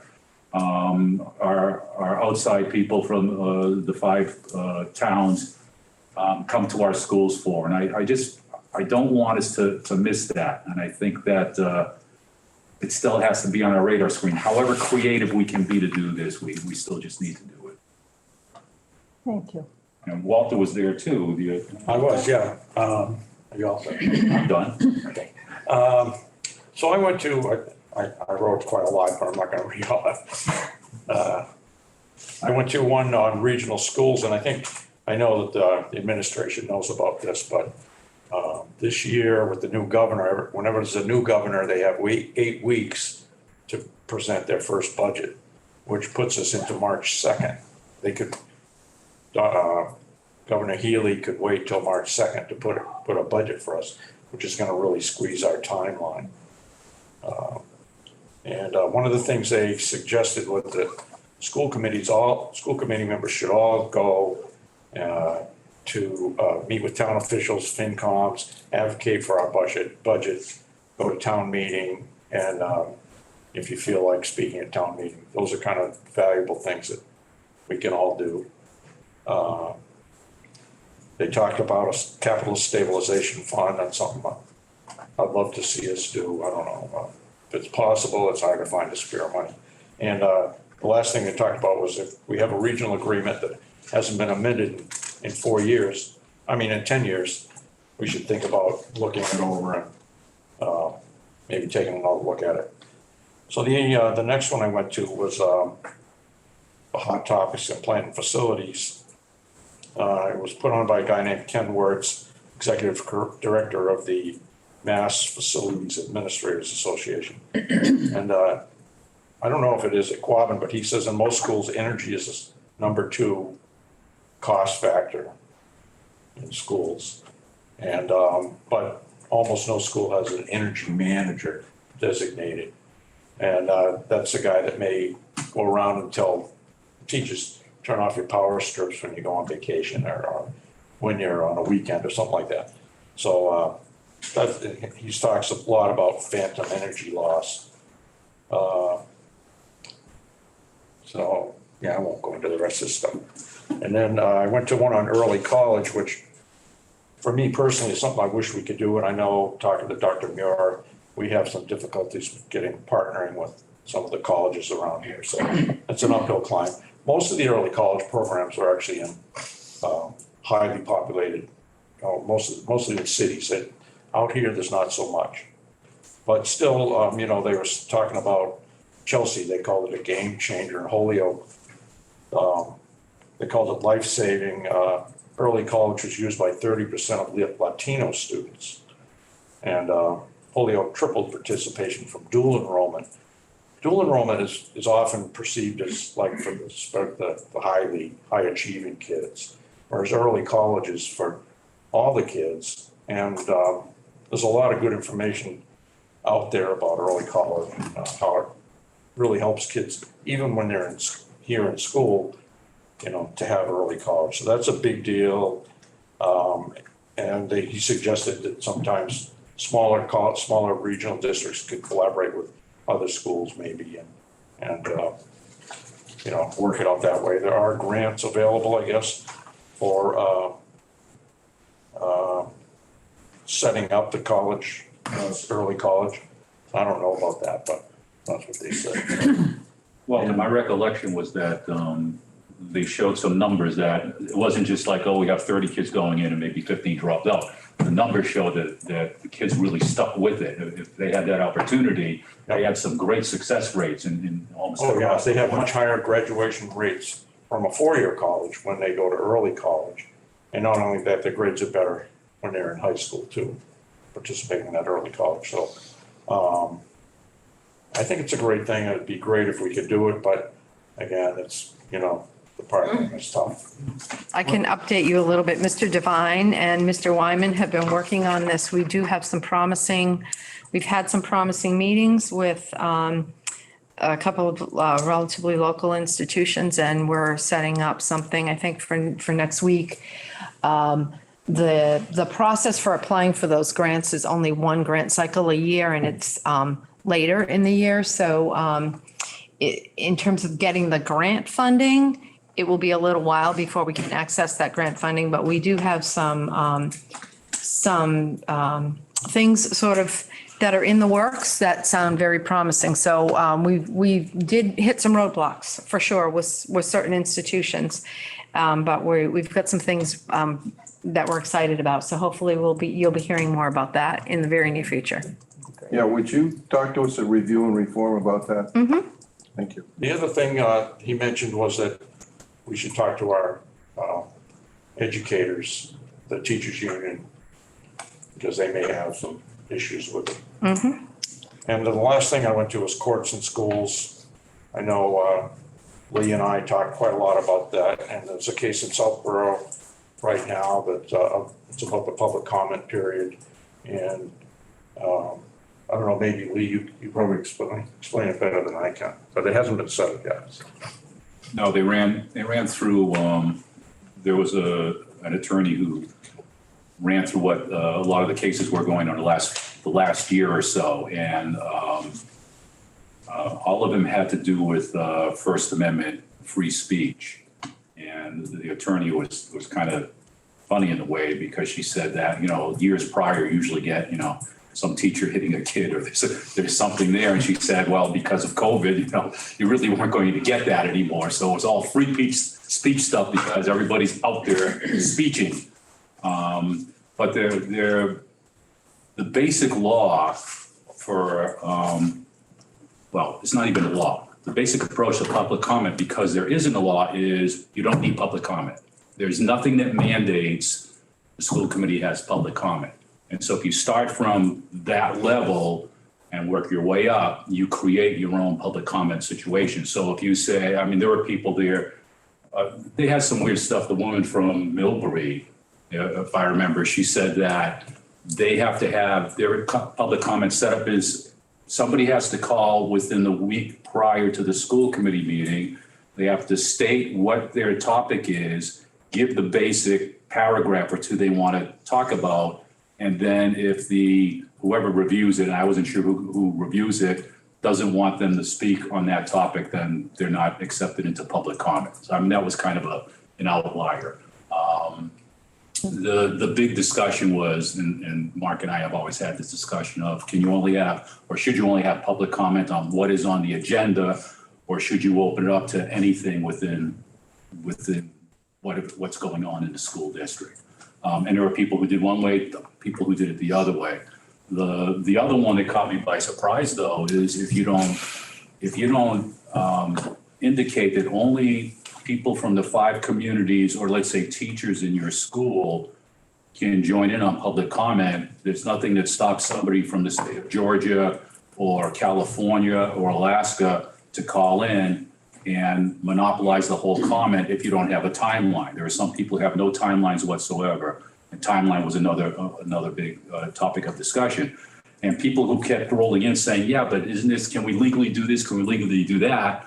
The attorney just coming back to saying, listen, there's no right to a public comment. Whatever your policy is, as long as, it's reasonable, that's what the policy is, and you have to stick to it.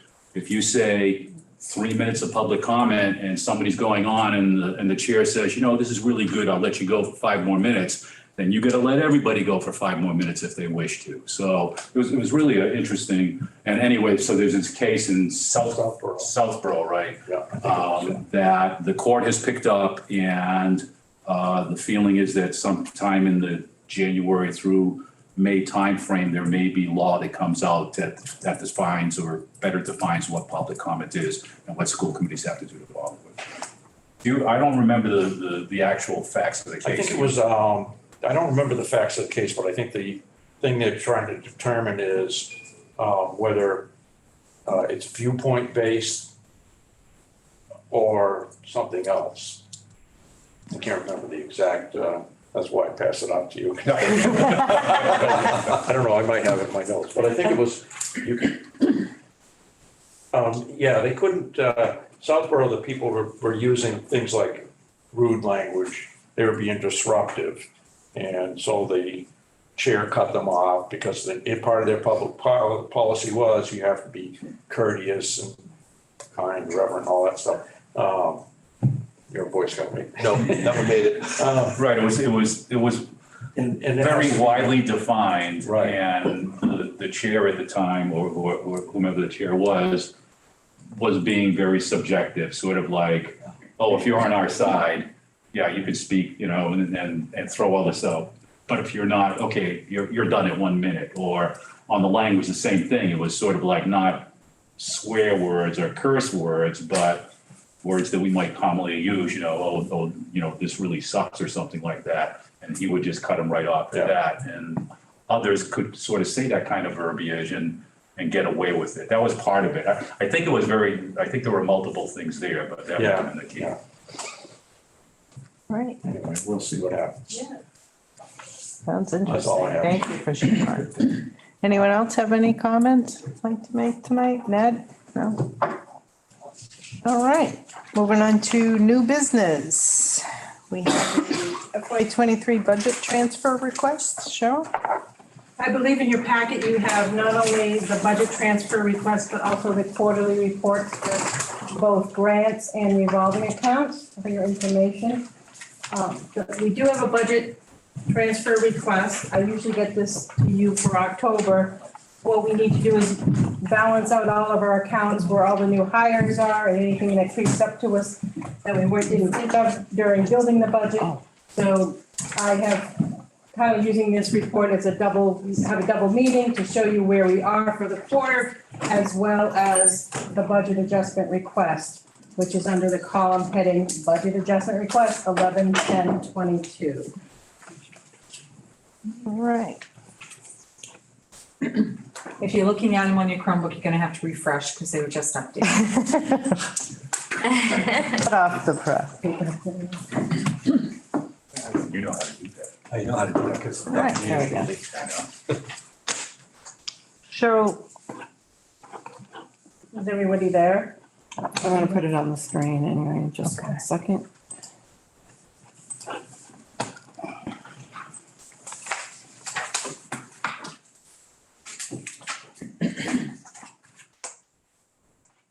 So for the most part, we are transferring funds from the undesignated and regular education appropriation categories down to special education categories. And it is due to not only personnel needs, but other needs in special education that we did not build into our budget in the beginning. So each individual line with a minus, we're subtracting from that category. And if it's if it's a positive number, we are adding to that category. And the total in undesignated and regular education, we're transferring $167,859 down to special education, specifically in the instructional support category. Does anyone have questions? Does that hurt us in the areas where you took it from? No, it will be fine. As you can see, Peggy, if you look 2 columns over, the remaining balance as of right now is the unencumbered balance.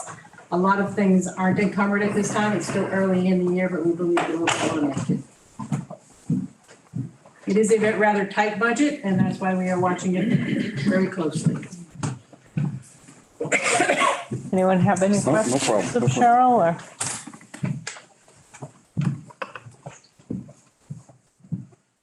We have a motion? So you need a motion, right? Yes, please. The motion could be simple. I make a motion to move $167,859 from total undesignated and regular ed appropriation categories to special education. Second, As shown in the report. As shown in the report. still second. Lee seconded. Any comments, questions? That's roll call, please. Let's find it here.